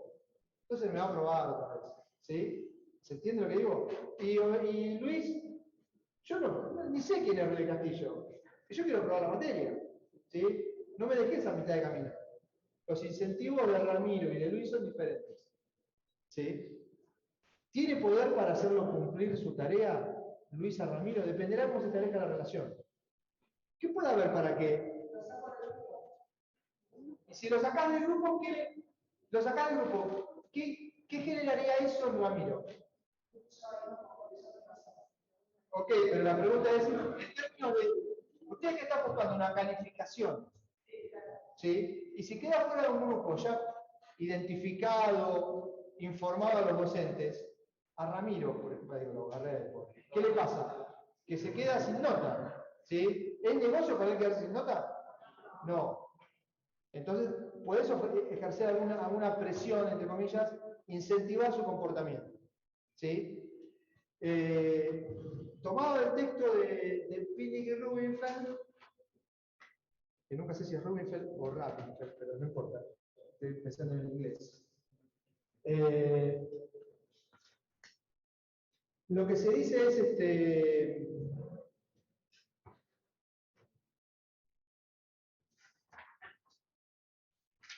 se presenta un ejemplo en el que se trata de determinar niveles salariales, ¿sí? Y niveles salariales destacando que muchas veces el resultado del trabajo no depende solamente de cuánto me pagan y qué tan productivo soy. O, parecido, lo que se dice muchas veces es que el nivel de productividad no solo está determinado por el esfuerzo que uno puede tener como trabajador, sino que muchas veces está determinado por situaciones de buena o mala suerte, situaciones aleatorias. Supongamos que vos te esforzás para trabajar, le pones empeño, pero, no sé, estabas haciendo otra cosa y se te colgó la PC. Y entonces lo que tenías que hacer en la computadora, en vez de llevarte un determinado cantidad de tiempo, estuve 10 minutos para aprender la computadora. ¿Se dieron, no? Conmigo se dieron cuenta, ¿no? Que no podemos arrancar. Nada, yo no sé, habré dejado algo abierto, no sé. La fuerza de la red de la señal de internet, no sé, pero tardamos 10 minutos en arrancar. ¿Eso era porque no le ponía ganas? ¿Me quedaba mirando el techo esperando que arrancara solo? No. No se notaba porque estaba bastante ansioso de la arrancada. ¿Sí? Puede ser una cuestión de mala suerte. ¿Entiendes lo que quiero decir? Entonces, por ahí, hace poco estuvimos tomando finales, ¿sí? Online acá. Acá me dio un adaptador al cable de red, porque mi compu no tiene entrada de cable de red. ¿Sí? El adaptador, no sé por qué razón, no lo reconocía la primera vez que lo que. O sea, no lo lograba instalar. 15 minutos tenemos así. En el medio, pibes, alumnos en Zoom, esperando, apilándose, nerviosos porque escribían, cuando me toman, qué pasó que no entran, que no me llaman, ¿sí?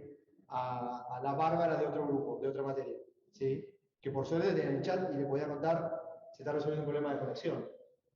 ¿Eso quiere decir que no hubo esfuerzo? No, simplemente que hubo un imponderable. Entre comillas, mala suerte hasta que se resolvió. Y anduvo. ¿Sí?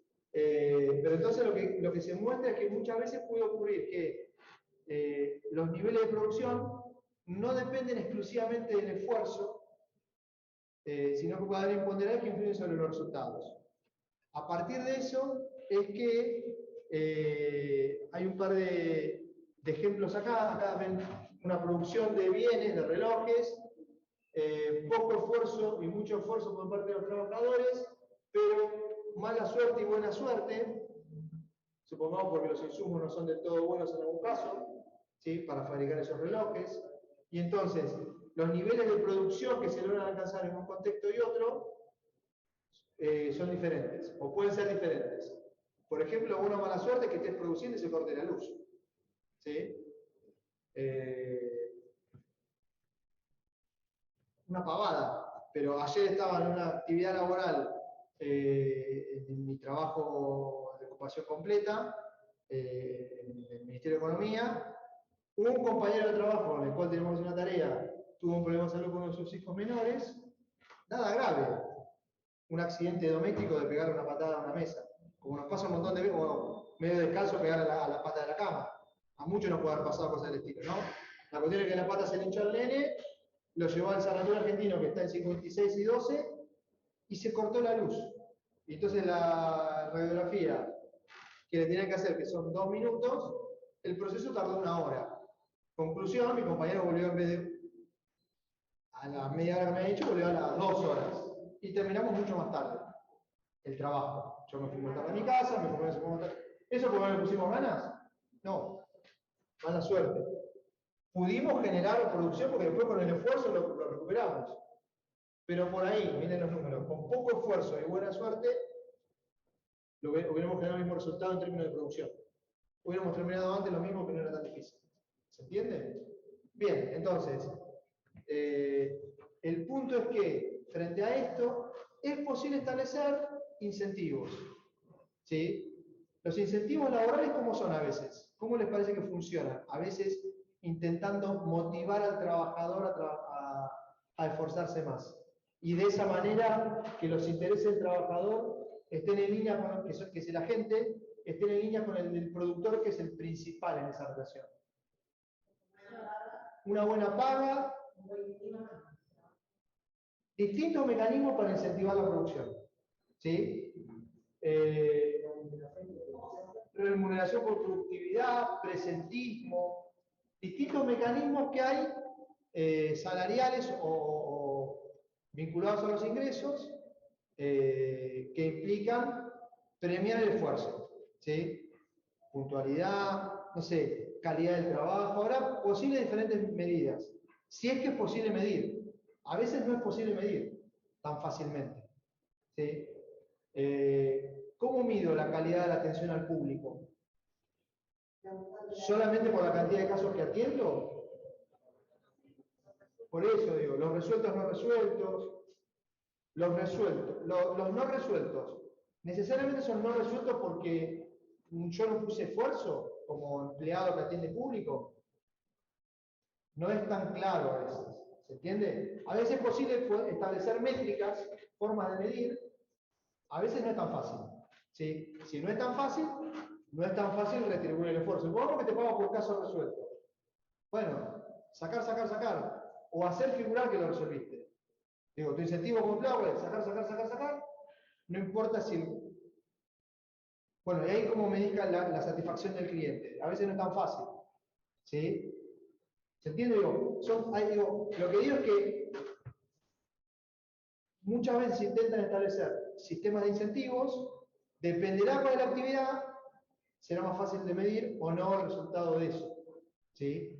Si no es muy fácil de medir, el incentivo para que el trabajo de la gente esté alineado con los objetivos del principal, puede fallar o no, puede andar bien o no. ¿Sí?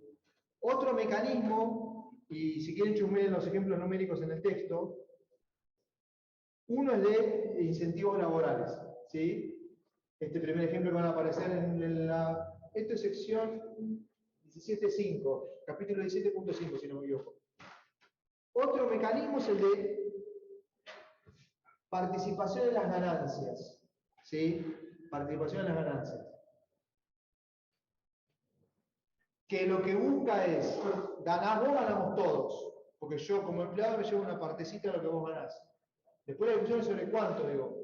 Pero en definitiva, lo que se busca mostrar es que en muchas organizaciones, y no es de ahora, sino de toda la vida, lo que se busca es promover el esfuerzo del agente, de manera que sus objetivos estén alineados con los míos, que soy el principal. ¿Sí?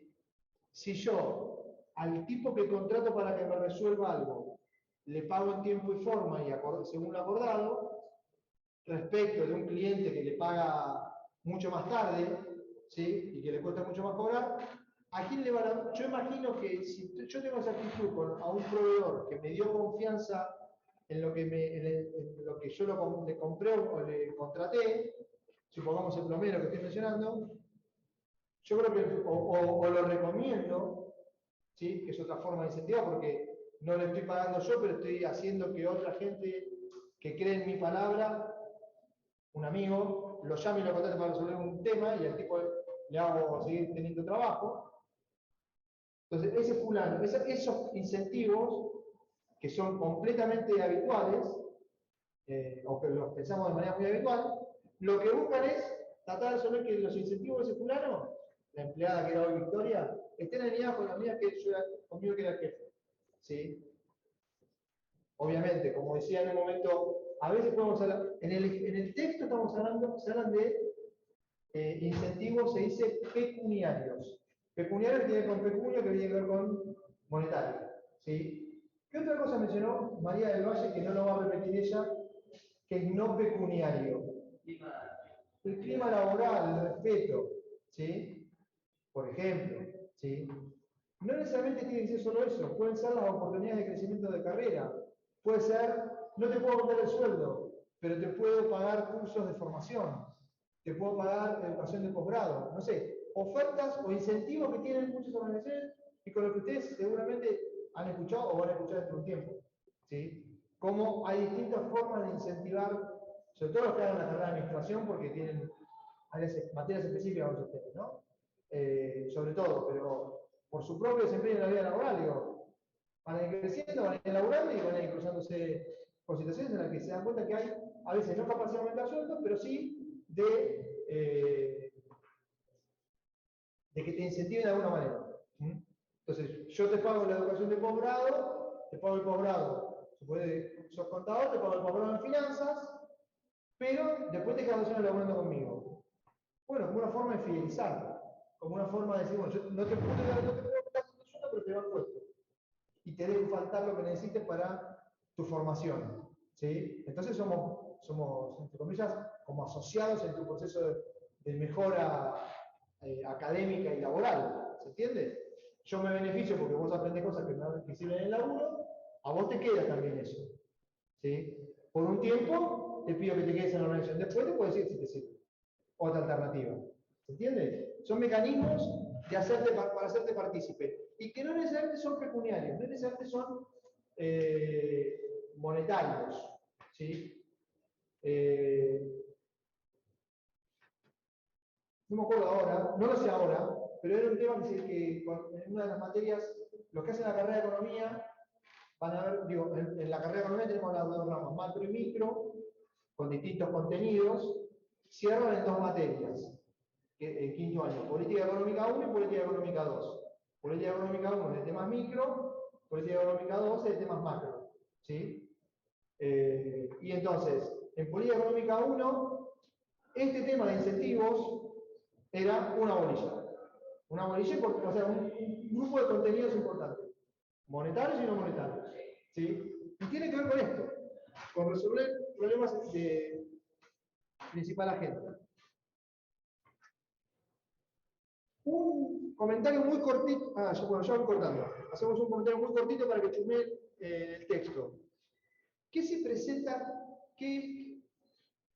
A ver, una situación que ocurrió durante buena parte, hoy no es tan habitual, ¿sí? Porque por diversas cuestiones de funcionamiento de los mercados laborales en el mundo, los niveles promedio de población desempleada en los países desarrollados tendió a reducirse en el tiempo. ¿Sí? Con esto que estoy diciendo, que si hace 30 años era habitual encontrarse con niveles de desempleo, aún sin grandes problemas macroeconómicos, no sé, del 6 o el 7%, hoy, en ausencia de problemas macroeconómicos, la pandemia fue un gran problema macroeconómico, ¿no?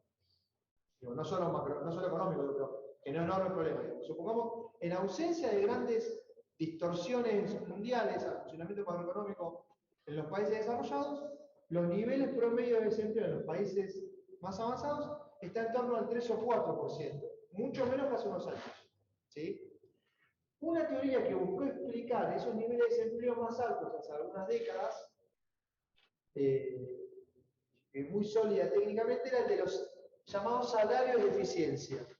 ¿Sí? ¿Por qué se hablaba de salario de eficiencia? Porque se hablaba de salarios que promovían el mayor esfuerzo. Si yo te pago más, te vas a esforzar más. ¿Sí? Ahora, si pago más, la demanda de trabajo, si algunas empresas pagan más, la demanda de trabajo tiende a... Si yo pago más que el salario competitivo, la demanda de trabajo, ¿aumenta o cae? Si es más caro contratar. Cae. ¿Sí? Y frente a ciertos niveles de oferta laboral, gente que quiere trabajar, que ofrece su trabajo, digo, eso puede llevar a fenómenos de desempleo crónico o persistente. ¿Sí? Entonces, aún en ausencia, y ahí hay un tema, esta es una explicación microeconómica a un tema más bien macroeconómico. El desempleo laboral es un tema más bien macroeconómico. Pero, no sé si se lo dije alguna vez, digo, el mercado laboral es un mercado que tiene cosas de las dos vías. Se mira en las dos ramas, en la micro y en la macro. ¿Sí? En la macro, los que hagan, lo van a ver en macro 1 el año que viene cuando cursen macro, todos, y lo van a ver los que hagan la carrera de economía. Mercado laboral, los temas de mercado laboral son temas bien de la macro. Pero esta explicación microeconómica lo que busca mostrar es que, como yo tengo problemas de principal agente en las empresas y no puedo ver el nivel de esfuerzo de los trabajadores como dueño o empresario, contratante, para promover el esfuerzo pago más alto. Pero eso, bajo algunas circunstancias, puede llevar a generar fenómenos de desempleo persistente. Aún pagando buenos salarios, quedaba gente desempleada por bastante más tiempo del esperable. ¿Sí? Ahí hay una cosa para distinguir que es tipos de desempleo. Una cosa es el desempleo friccional, el desempleo de corto plazo y de largo plazo.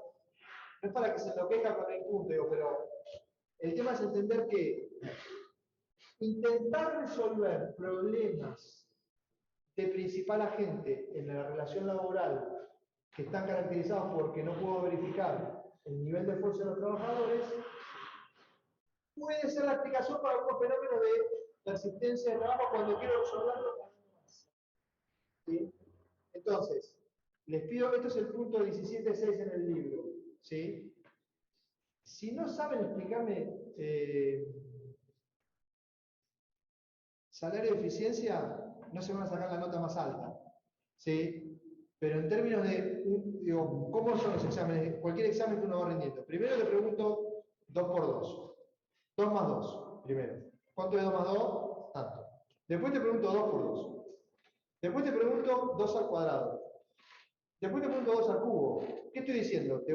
Los exámenes, por definición, primero pasamos un nivel básico y después vamos complejizando. ¿Sí? Esta es una frutilla de postre. ¿Se entiende? Pero para entender lo que está atrás de esto, ¿qué es lo que tiene que ver como mensaje? La existencia del problema principal de la gente lo que muestra es que hay diferentes incentivos entre el principal y la gente. Muchas veces en la relación laboral se busca resolver con mayor remuneración, con premio al esfuerzo. ¿Sí? Eso se llama salario de eficiencia. ¿Sí? La existencia del salario de eficiencia fue utilizado para explicar por qué aún pagando bien, mercados laborales han funcionado durante muchas décadas con desempleo más alto del que parecería esperable para la situación macroeconómica general. Una explicación micro para un problema macro. ¿Sí? Una aproximación micro que busca anclarse en un intento de resolver o de promover el mayor esfuerzo de los trabajadores. ¿Por qué? Porque hay diferentes incentivos entre el principal empresario que contrata y agente trabajador contratado o empleado. Bien. Con esto cerramos los temas de economía de información e incentivos. Economía de información, los dos problemas que mencionamos. Selección adversa y riesgo moral. Identificar cada uno de ellos. Y después de describirlos o de entender sus consecuencias, posibles acciones para intentar solucionarlas. Posibles acciones para intentar solucionarlas. ¿Sí? Así está armada la presentación.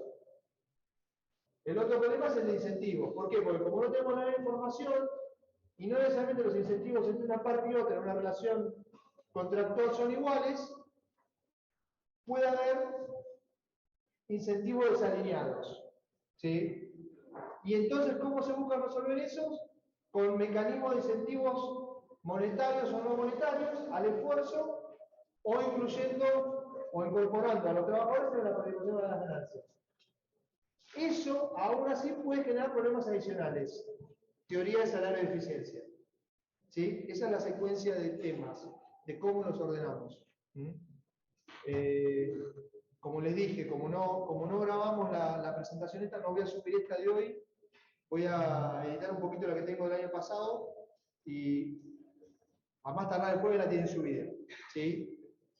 Respecto a la semana que viene, reiteramos, nos volvemos a juntar acá. La idea es que vengan con consultas. Si me pueden escribir consultas antes, mejor. Pero yo voy a venir con una presentación cortita para la primera parte de la clase y después voy a venir con todos los papeles de distintas clases y todos los PowerPoint a mano para que veamos consultas si salen. ¿Sí?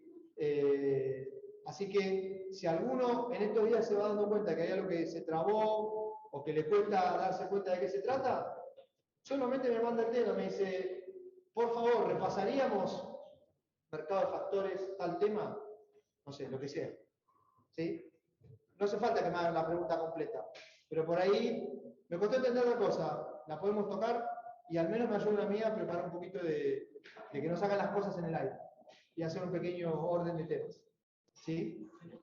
Bueno, les agradezco por venir, a los que vinieron por primera vez, que eran un par, aprovechen, den una vuelta, pasen por la facu y nos estamos viendo la semana que viene.